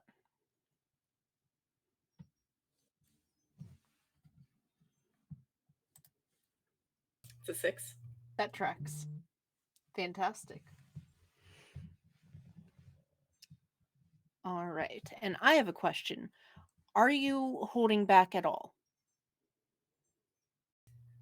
Maybe the tiniest amount, because I don't think Versailles is ever like fully released, but I think this is like the closest she's ever gotten to like full out all her power. Fantastic. Lovely. You see sparks along this dragon as pieces of it begin to just light up in your flame. And it definitely seems surprised, if not hurt, but definitely like, ah. And it goes up in flames once again, overtaking its own fire, even its wings. And it tries to like brush it off, but you've got a solid hold on this. And you see the flames, your own flames, start to grow higher and higher. You know that if this were anything else that were not basically immune to fire, it would be ashes. And as it's kind of like, shit, damn, okay. It gives a small nod and then thrusts one of its wings out to the side and says, "Good. Try and direct this same amount of power, maybe more, in one straight line that way." Okay. I'm going to try and keep the momentum going of that feeling and do it as quickly as possible. Fantastic. And in the direction it pointed is a single boulder that is conveniently placed to smash. And I'm going to continue with that 6th roll. When you refocus that energy, it just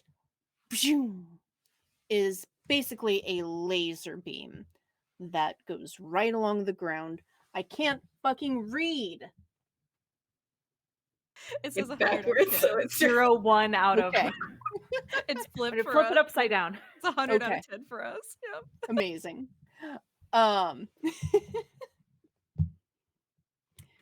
It is a very, very bright, very flashy, but also very, what's the word I'm looking for? Pinpointed attack. So instead of just going everywhere, all of that power is focused on just that line.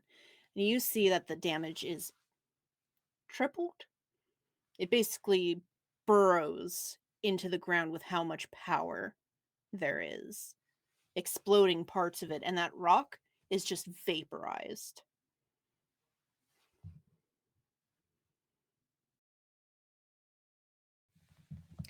This is what you can do if you don't hold back.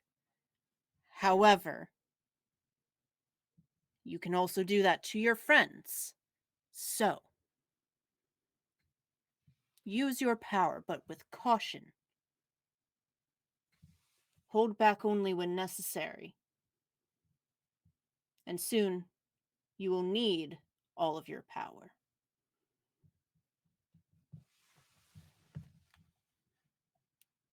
Do you want to train more, or have I held you here long enough? I think I'm good.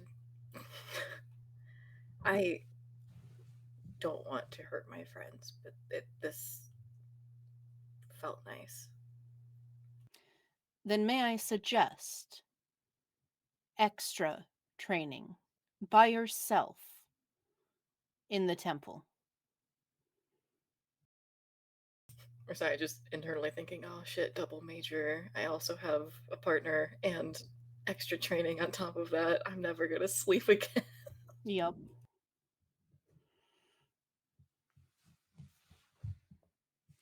Begone. And with that, you tumble back into your body. By the time you sit up, everybody else has gotten back into their own physical body again.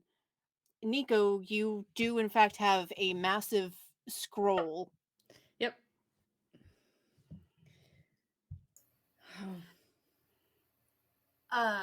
Is that information? Did the seer give you that? What you got there? That's Yup. huge. Yup. Yeah. Why It's did they get a gift? Sorry. it's a permission slip. I have to give For it to what? Kampa. A permission slip? A permission slip. Yeah, and I'll like unfurl it You're slightly so you guys can see 19. the big fancy writing in Zac it. Efron? Sorry. Yeah, I'm sorry. Wow, is that Efron poster? Yeah.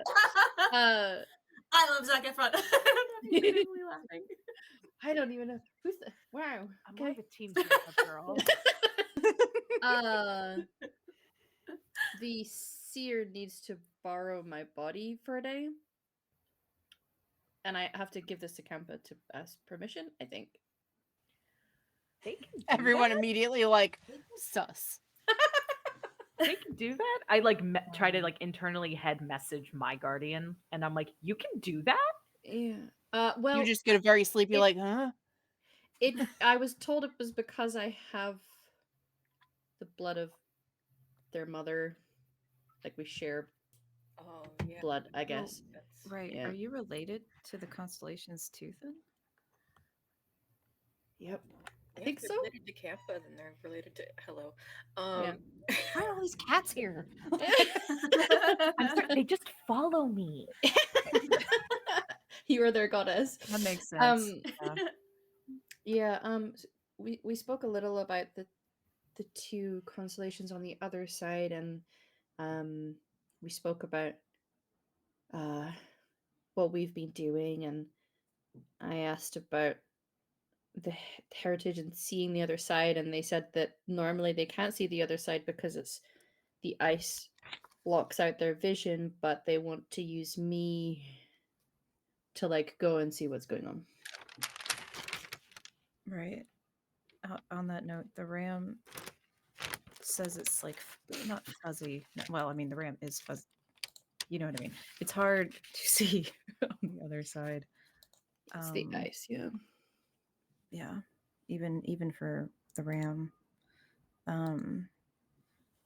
but has seen Bria and the others over there.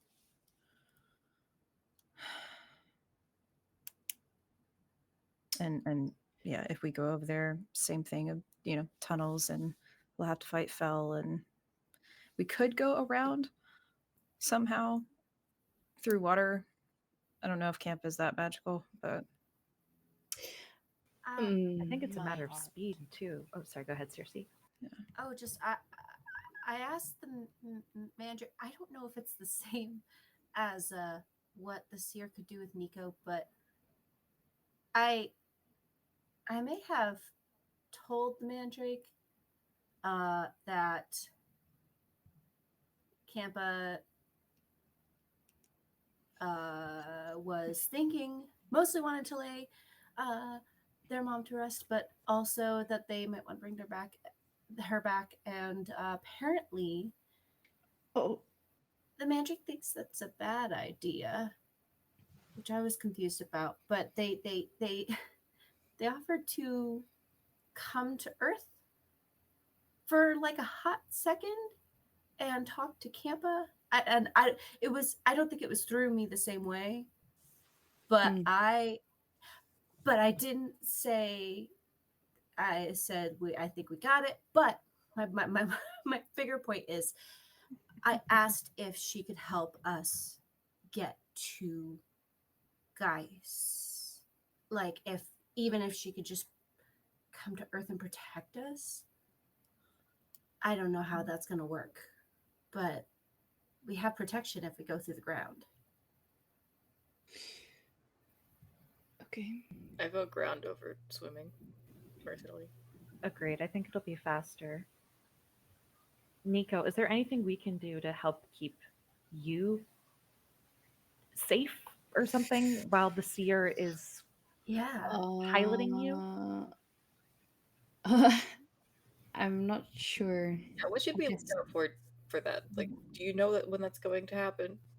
Oh, I Also, guess I the need to go and ramps- speak to Campa first and then pass this note over and see what he has to say first and then get back to them. But Seer say why they're going to borrow your body? well, You're not filling me with confidence. yeah, it's to see, it's to go to the other side and figure out what's going on. And Above table, real yeah, quick, yeah. just to clarify. It's to see, not to go, right? Yes. Yes, that's what I'm Because getting at. Yeah, yeah, not just Oh. the ice, Yeah. but the blood of Yeah. Yashet makes things magically, Mhm. mentally, emotionally Yeah. more difficult to get through. It's my ancestor. In what was written about her, it claimed that she was an oracle, and I spoke to them about how you can see the parallels between seer and oracle as a Yeah. concept, and they said, yeah, fate works in mysterious ways. Roll credits. They said the name of the Oh, he's movie! They also said that the other two constellations are still there. They don't agree with what is going on with Geis. They don't agree with Geis, but they smell like their mother's blood, and so the goddess who is alive finds them distasteful. And so they're just kind of stuck over there, which makes me kind of sad. The same way Campa being so alone makes me kind of sad as well. Yeah, so they're not like corrupted by the fell or anything. They're just kind of stuck there because that's Smell where like- they were. Well, yeah, that side is so saturated with her blood that they smell like it. But then they said I smell like blood. So maybe it's Right. just Maybe they I have don't more know. resistance to it because they have celestial blood in them too. There may You be also haven't been bathing in celestial blood for Yeah. thousands of years. swimming around in it. Definitely.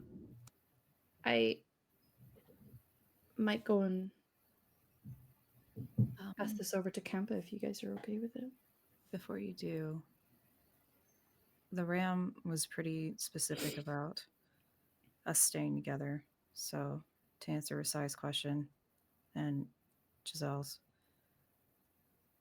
you know, if you're there and if it's the seer, I think we just stay as close as possible together. Yeah, I think they just need to borrow me, not to bring me over there, but just to see through me. Yeah. Yeah, but wherever they. Sorry, go ahead. I just have a quick question before you do, and if it's too fraught or anything like that, you don't have to answer it. But was your ancestor friends with them? I don't know because she, as far as I can make out, wasn't a chosen necessarily and wasn't a constellation. She was like Bria, in a way, an experiment. The They were trying to It's like what they did with Soul. I think she was basically like a type of soul. And so it's not I don't know if she connected to them. I don't know if I'll find the answer to that. I was just curious based on something the Ram said. Okay. Well, all right, that's it. well, What did the Ram say? What, What did the Ram say? I knew somebody was gonna. It was really weird. We were talking, and then I asked him a question. He just went, "Do do do." Well, this has been a fun campaign.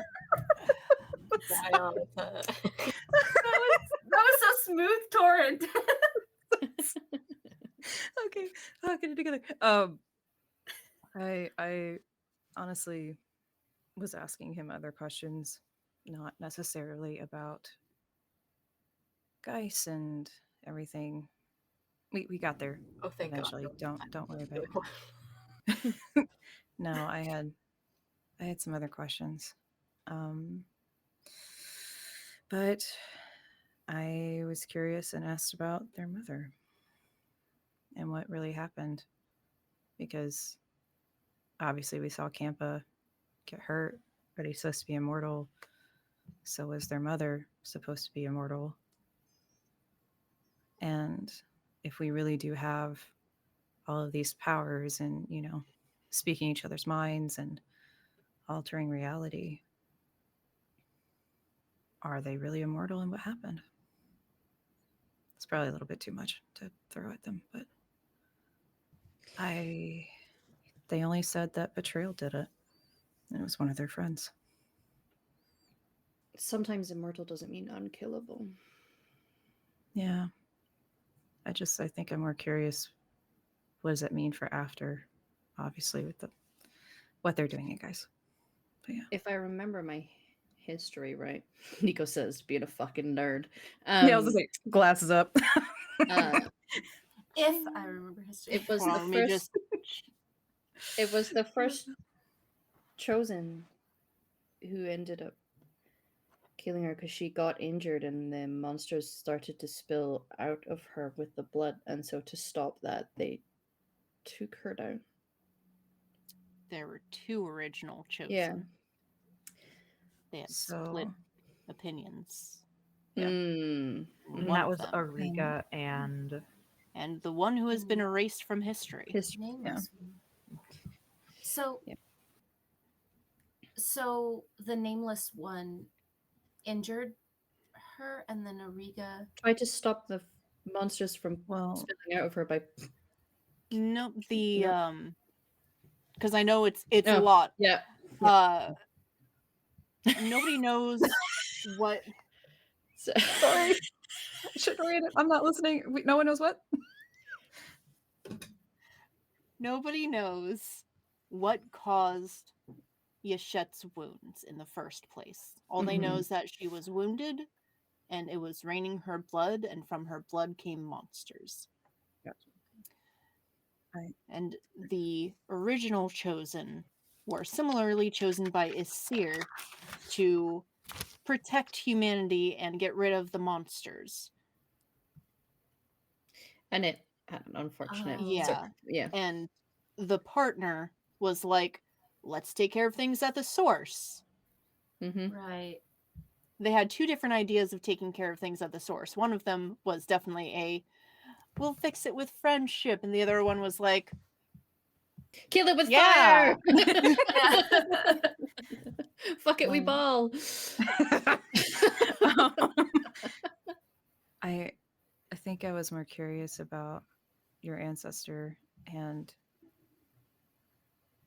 one was written away from history, but then a little bit about, at least the Ram blames Campa for that original split. But I think my mind is kind of latching onto, how did they get so strong in the first place that Campa wasn't able to stop them anyway?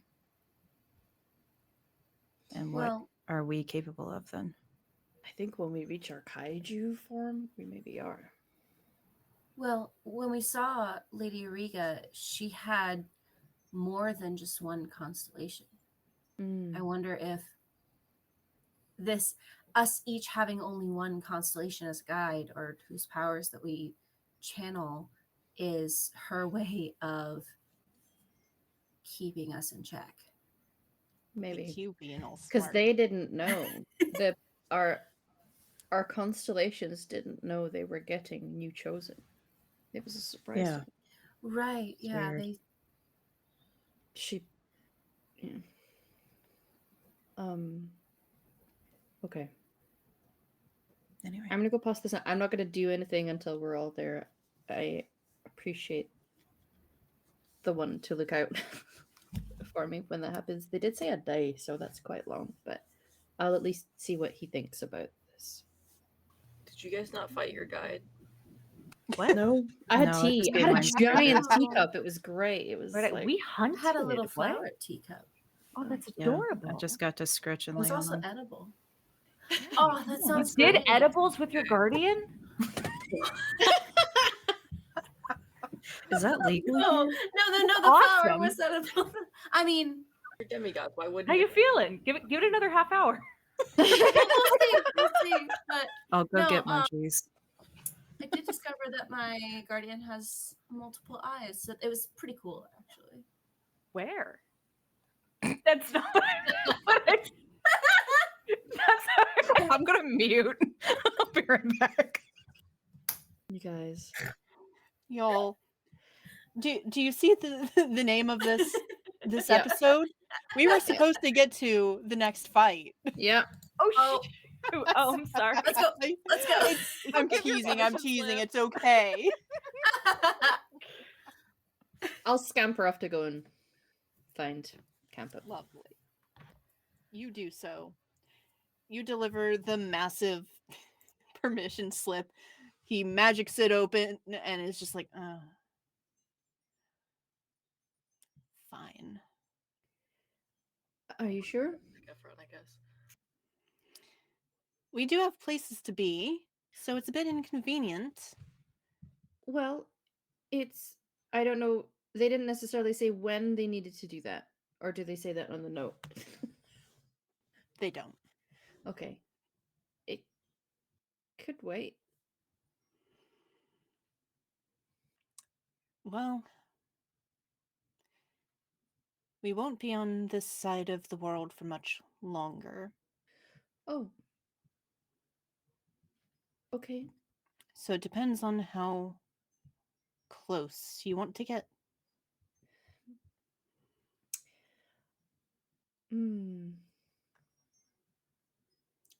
I feel like giving up my body for a day, I'd want to be somewhere safe when doing it. But I will take your judgment, Campo. You are my guide, after all. He flips his hair a bit. You guys spoil him. Also, I'm sorry if my gift to you was upsetting. He immediately freezes up. Why would you think that?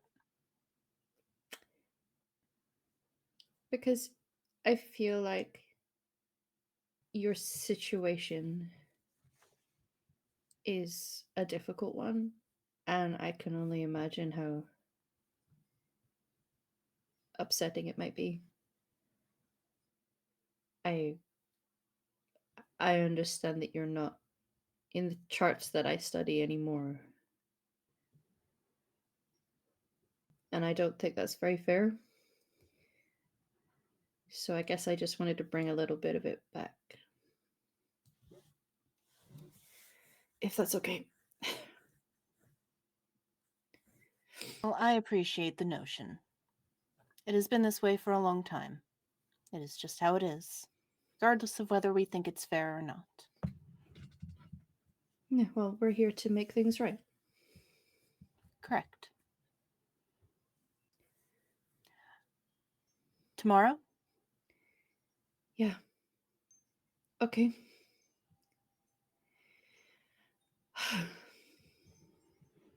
Okay.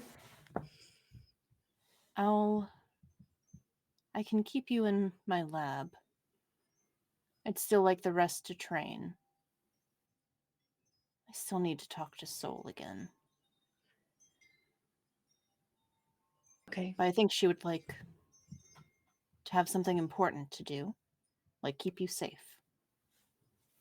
Oh. Yeah, I would like that.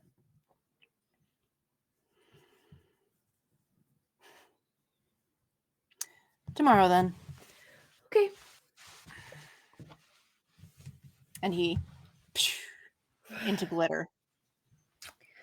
I need to learn how to do that. I'll head back to the others. Saul's gonna be my babysitter, guys. Oh, awesome. Yeah. Oh, She is a baby. Sure. No, she's not. She's kind of not. not. Baby. she's I was big just and worried. grown up. Yeah. Okay. Yeah. He said tomorrow, and he said that he still wants you all to train, and that he will put me in the lab, and he needs to have a conversation with Saul, but he feels it would be good for her to have something important to do, such as looking out for me. Yeah, that makes sense. Okay, Makes sense. and you won't be far We'll be- away. Yeah, we'll be right up Yeah. for her. Yeah, let us know if you need anything. Seriously, how's the edible? You know You what? feeling it? Have you come up? Nice. Love that for you. I'm chilling. We're chill. Makoto's just passing you like chips and like. Oh, thanks. Yeah, you're welcome. I'm sorry, you do not have to yes and me with this joke. No, I I'm not mean, gonna I didn't have to eat the trippy flower cup, but I did. So I think there should be consequences. Sometimes you have to write out the consequences for your actions, you know? Uh-huh. Amazing. So, anything else you guys want to do that evening? Beautiful. I do. No, too bad. Sit back down. Yeah, go ahead. What would you like? I would like to find Giselle at some point and have like a little bundle of tissue paper in my hands. Obviously, like wrapping something, and I'll just kind of hand it over. I'm easy to find. We live together. Yeah. Accept. Passes it to the upper bunk. I was thinking about you earlier and how your socks and stuff keep getting shredded, and Oh. Your Your mic. audio is being weird. is it okay now? Yes. A little bit better. Sorry. It's okay. I got weird cows here. I think it's the connection again. Is it okay? Cool. Sound good. Okay. I know that you keep having like your clothes that are like shredded and stuff when like the fell thing happens, and I don't want you to feel insecure about it or anything like that. I just wanted to, kind of try and give you something that maybe give you a bit more confidence, and yeah. Oh, well, that's really sweet. Thank you. I open it up and see what it is. It's a pair of stretchy knit thigh-high leg warmers. So because they're knit, hopefully like the spikes won't like tear through the fabric. Instead, kind of just become part of like the thickness of it and be a little bit masked. I'm obsessed. Oh my god, I love these so much. I'm gonna wear them tomorrow. Thank You can wear you. 'em at Oh, this too, hopefully. yeah. Can I give you a hug? Yeah, 100%. Oh, you're so sweet. Thank you. I will rock them tomorrow. I'm so happy that you switched, or not switched, you added fashion design as your major. I'm excited for you. am still learning, but I'm happy that I'm able to do this. I like this. I'm glad. Great. Mwah. Night night. Good night. I turn to Nico and I like hold up the socks. I'm like, your girlfriend rocks. Oh, yeah. She really does. Yeah. Especially when she's Yeah. like casting magic. It's kind of. And so the night passes. The following day, you guys are made aware that you can go to classes if you want, but you basically have the next week off. You haven't attended classes already in like a week because of stuff, but you've got another field trip coming up. So today's your last day if you want to attend any. Or you can just come vibe and train. Makoto definitely would have gone to class, for the record. Oh, I totally go to Hell yeah. class. Yeah, she's not skipping that. I guess All I of can go to my first fashion design class. Oh my god. All of the professors are like, some of them are a little annoyed, some of them are really excited about your big field trip to the desert. But they give you like stacks of homework to do and are like, okay, be sure you do this reading, be sure you try this. If you're gonna be in the desert, don't do this, this, or this. Just be sure you do this. Like, whole list of shit. But sorry. I've woken up to my cats shredding paper at 2 a.m. Reading the chat. Anyways. So some of you attend classes. Maybe all. Except for Nico? Yep. Oh boy. Oh boy. Oh boy, oh boy. So, you make your way to the temple. Mm-hmm. Lovely. As soon as you head in, you see that Kampa is actually waiting with Soul. Not in the lab, but in the temple proper. Hi. Hi. And she We're starts related. to Did you hear? Sorry. She's like, I know. That's crazy. Kampa clears his throat. Right. We still need to have talks.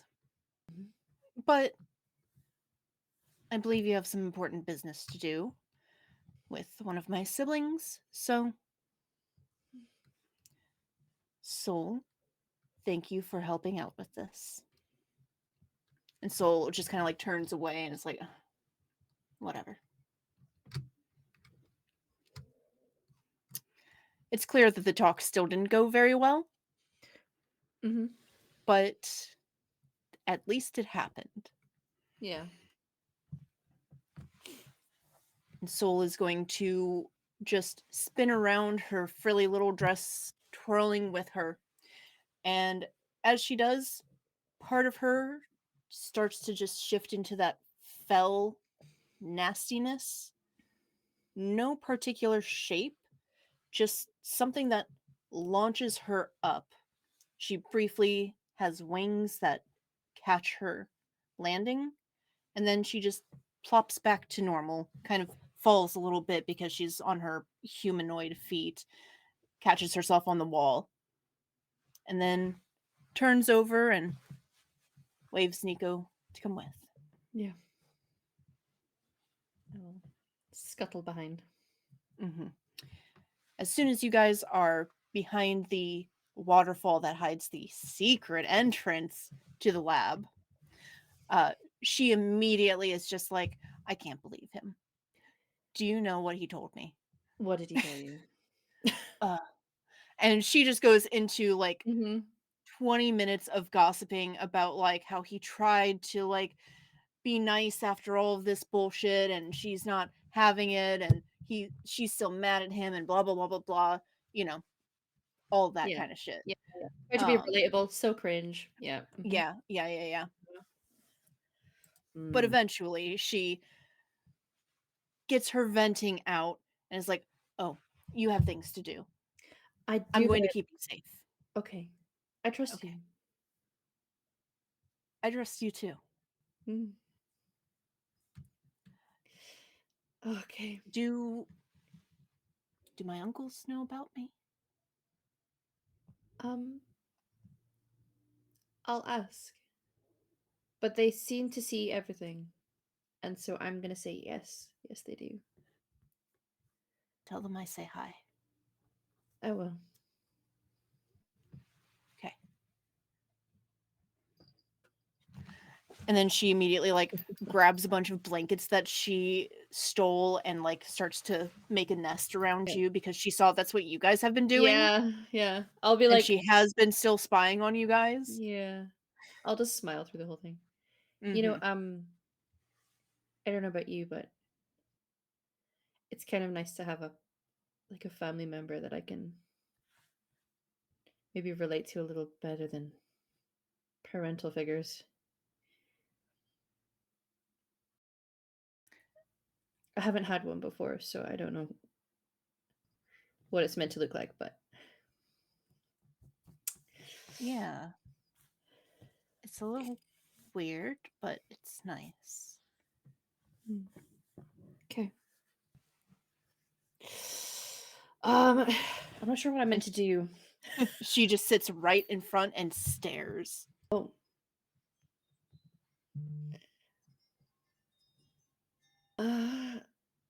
Okay. I'm just Unblink. yeah. I'll close my eyes and try and like open myself up to the seer again like I did yesterday. Lovely. And sure enough, once you get in that zone, you feel yourself back in the celestial sea at the seer's cozy little home. You can already tell that there is tea brewing, and the seer is perched upside down on his little perch thing. Sorry for the redundancy. And is gazing through the telescope upside down out the opening. Mm-hmm. Hi. Welcome in. I'm surprised the guide let you come here so quick. But Well, here you are. he has someone he trusts to help with it. Saul says hi. That is the creation that he stole. Yes. She's really nice. It pulls away from the telescope Mhm. and sits like just upright, Mm-hmm. fluffs out. I see. So, what will this entail? Do I have to stay here? No. You're going to come with me. Okay. Are you ready? Yes. Fantastic. It is going to hop down, do a couple hops over towards the edge, spread Owl its hops. massive Mhm. wings out, Yep. and then wait. Hop onto my back, little one. Okay. I'll unfurl all 3 sets of my wings and fly up to it. And as it takes off and just dives straight down, you for a moment you understand the relation between this guy and Kampa, as Kampa has done the same thing before. Mm-hmm. But yeah, just like woo. He begins to fly out in a certain direction, and you see a tint of green the way you're headed, and it noticeably starts to get colder. as you fly, you hear in your head, so we are going to try and see through everything blocking Geis. I want you to focus your powers both on seeing and cutting through, Okay. getting past the barrier. We're both going to work on the same thing. Our minds might be one at times, but worry not. You have a strong mind. I know you can handle it. Okay. Chin up, have more confidence in yourself. Yep. I. Yep. Feeling confident. And I'm gonna just I'm gonna outstretch my wings. They're not needed to help with the flight, but I do have it's more part of the pattern of the feathers than it is actual eyes. But kind of allow them to start glowing as the one on my forehead will start to glow. It's the only one that you can see with that mask that covers my face. And then I'm gonna extend my hands out as we get closer to it and use my stunt, the sharp-edged owl feathers, to like extend out in front of me to like essentially carve a way through him. Yes, bitch. Yeah, love it. Mm-hmm. Lovely. And as you guys do get closer, you see that the clouds themselves seem poisoned by this green. It looks like smog, miasma. And as you make your way down, the seer seems to have this ability to just push the clouds aside. But even so, there are layers of ice. And with this ice, it's also trying to carve away at it. And mostly using the halo of stars as kind of a razor blade. Mm-hmm. But between the two of you, you finally make a solid crack in this thick layer of very dirty looking ice. And the strangest sensation is looking down from the heavens onto the earth, knowing that your physical body is still down there. Mm-hmm. But this isn't really an earth that you recognize. It feels cold, it feels miserable, both physically and emotionally. It's not quite as strong as, well, just dealing with any of the sources of the fel, but it is just this omnipresent sense of dread, of unease, of anxiety as soon as that crack is open. And from there, the owl perches on the ice.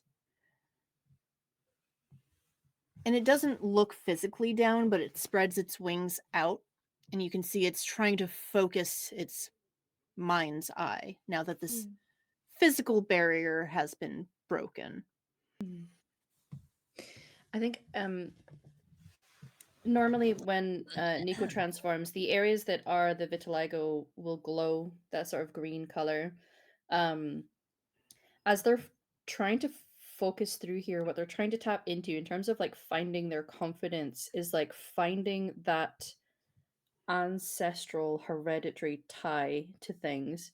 And as they do, what you can kind of see almost like it's static in place, and as the arm moves you can kind of see more of like these runes at the back end of these patches on Nico's skin, tying into everything that they'd read, everything that they've studied, and that knowledge and those secrets and the ancestor of his that's from through here, and tapping into that to kind of like almost like just broaden out an awareness in a way. and help the seer as best that they can. Absolutely. Roll me careful, clever. I'll do clever, I guess, just to give myself a little. Oh, that's a 1. I will spend a fate point, please. I think I'm gonna re-roll rather than adding to tapping into. You know what? I was gonna do Feltosh actually, but it's the reluctant paragon of the Anasis dynasty, because right now I think there's almost like a shift in that aspect because Nico's becoming less reluctant to it. Why don't you go ahead and adjust that right now? Okay. Wow, pow! There we go. Let's try and reroll. Watch me roll the same thing. Oh, 3. That's not bad. It's better. Okay. And you also get a +2 on top of that from you and the seer both assisting each other. Okay.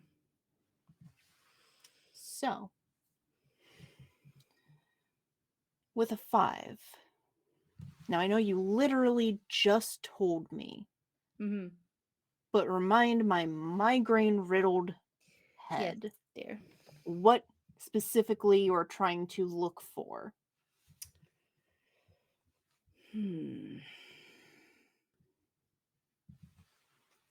I think Nico's instinct with what they're looking for through here is the source, the actual source. Okay. Where the dead goddess is, to see if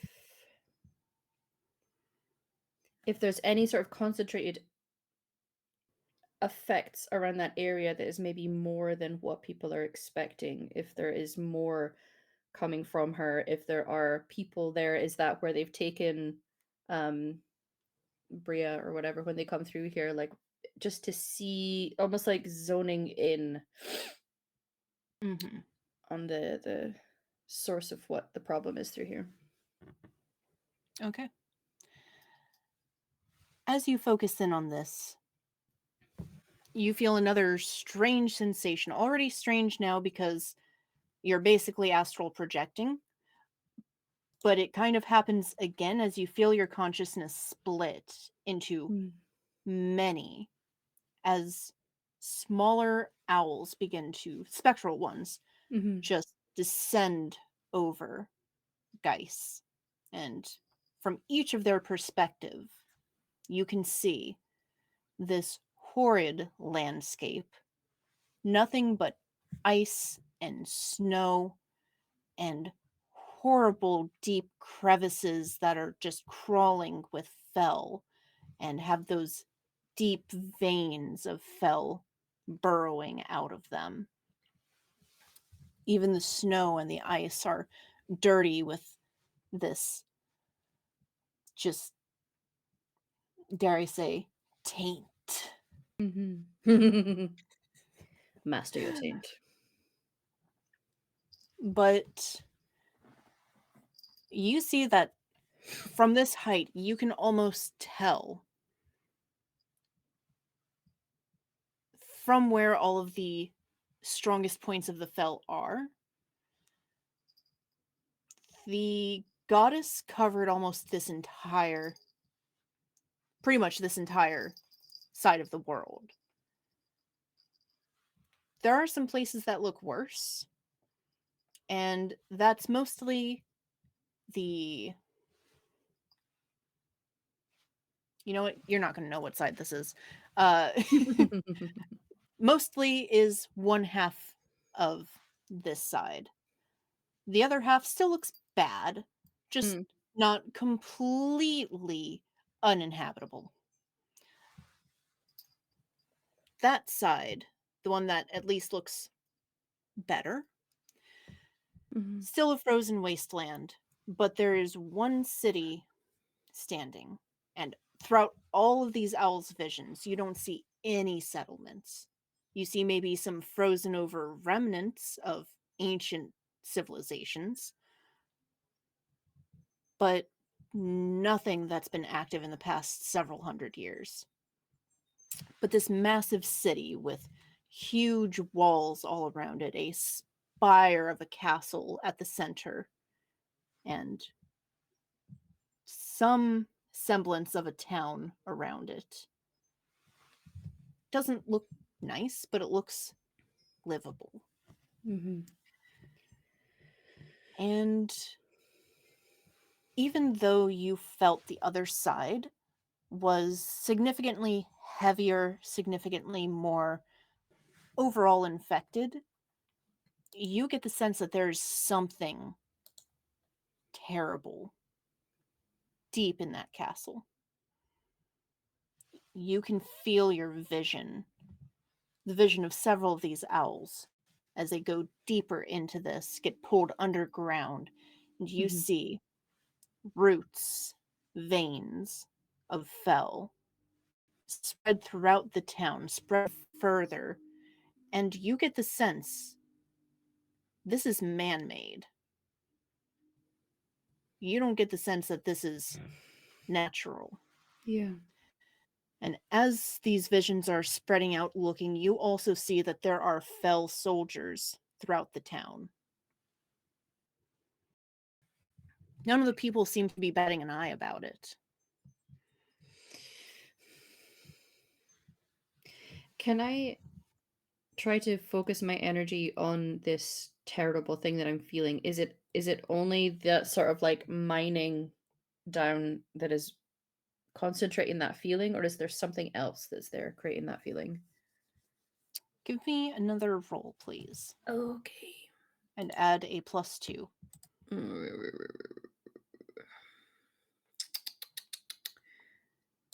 Sure. I don't think I. That's a 5. +2 is a 7. Nice. You can feel whatever this is actively trying to push back on you, and you can feel this massive headache starting to form. You feel this weight forcing itself down on your shoulders, on your heart. But for the moment, you are still able to push through, push past that, and investigate. And you can see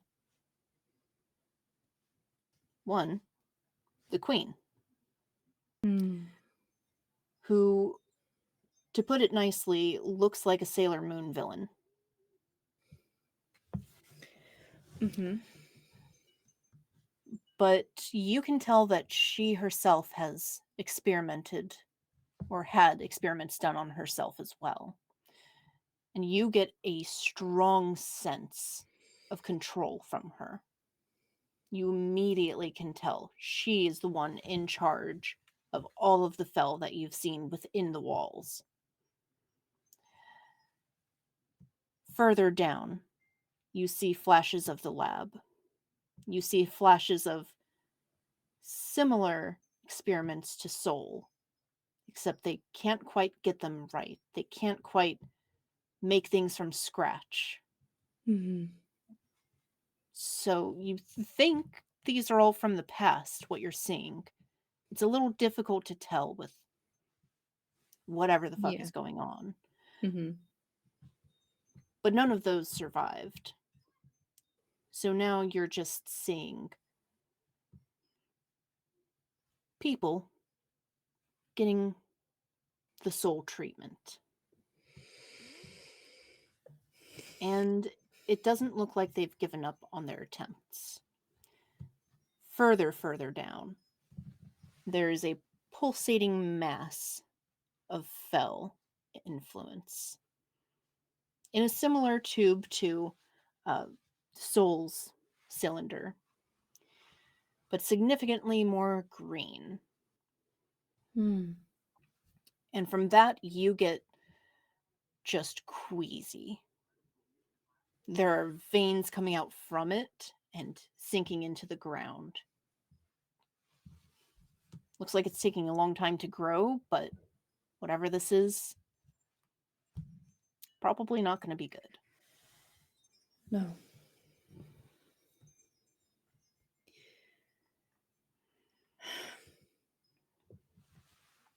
Okay. I think my hands will just instinctively curl a little tighter around the like feathers of the seer.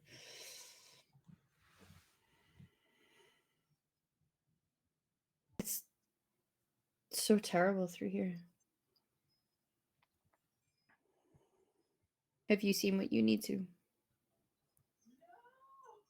I think so. Have you? Mostly. Hold on. And I'm just going to concentrate and send out one last little like mental sweep to connect to someone that I've actually been near, and I'm going to try and see if I can find Bria. Lovely. We'll keep your 7 for Yeah, sure. that. Especially because with you and the seer both, you can pretty much zero in almost immediately.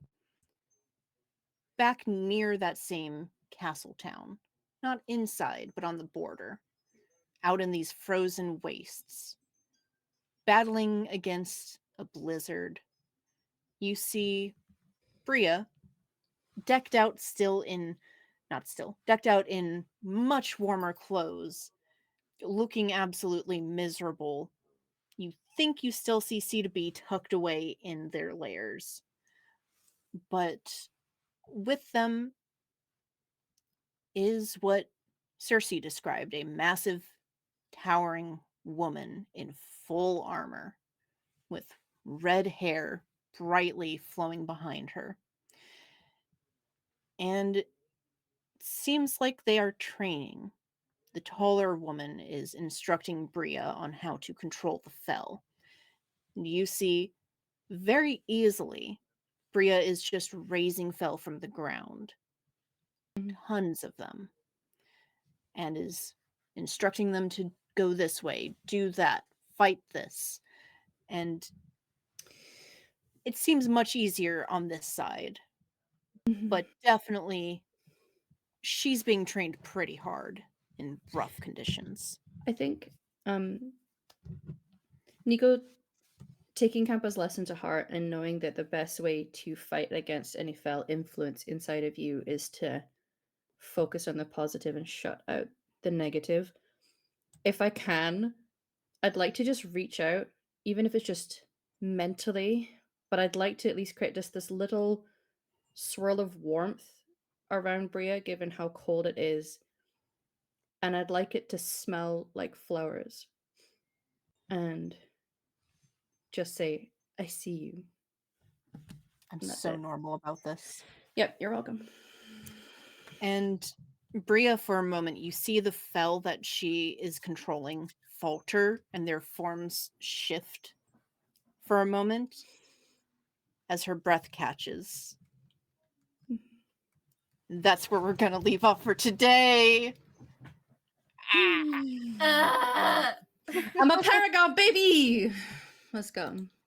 Yeah, you're And welcome. sadly, we did not get to Sundown, so I didn't get to wear No. my cowboy hat. Oh my god, But- I'm so sorry. If we'd known there was a cowboy Oh, hat. no, it's okay. I get to wear it Murdering. next time. Sundown mention for the title. Mhm. Sundown will happen. Yes. Yeah. There will be Indeed. Sundown. But in the meantime, let's go ahead and go through our outroductions after that delightful session. So, I'm Ultimirage. You can find me pretty much anywhere at Ultimirage. I'm an artist. My commissions are not open at the moment, but as soon as I catch up, they will be. I am a professional GM on startplaying.games, and I have a few campaigns with some seats open, including two Legend of Zelda games that a certain somebody here is also playing in. But I think that's about it for me. So, Humaloo. Hi, it's me. I'm Emma, humbly on the internet, and I feel entirely normal about that scene with Nico. You can find me in a few places at the moment. Tomorrow you will see and hear me over at the transmissions. There is a podcast that will be coming out, which is our folk horror game called Liminal. Catch it wherever you catch your podcast, and then see me and a few others here on the transmissions Twitch channel, where we're going to be doing a Dragon Age game, and it was full of feelings last time, and I'm sure everything will be entirely normal tomorrow. Don't worry about it.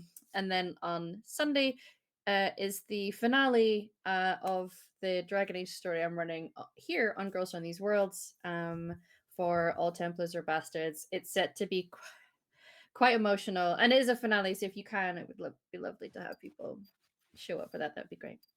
And that's me. Woo. Kate. Hello, I'm Kate. Kate Orange Sky 11 on the internet. And I've been playing Cersei, and they're gonna cry if Nico tells them what they just did. They're gonna cry so hard. I'm not involved in any other things at the moment, any other streams. But you can always check out my YouTube channel. I have a bunch of nerdy stuff there, and yeah. I also post a lot of art on Twitter, particularly of this game right now. So good. I'm so normal about it all. I'm not.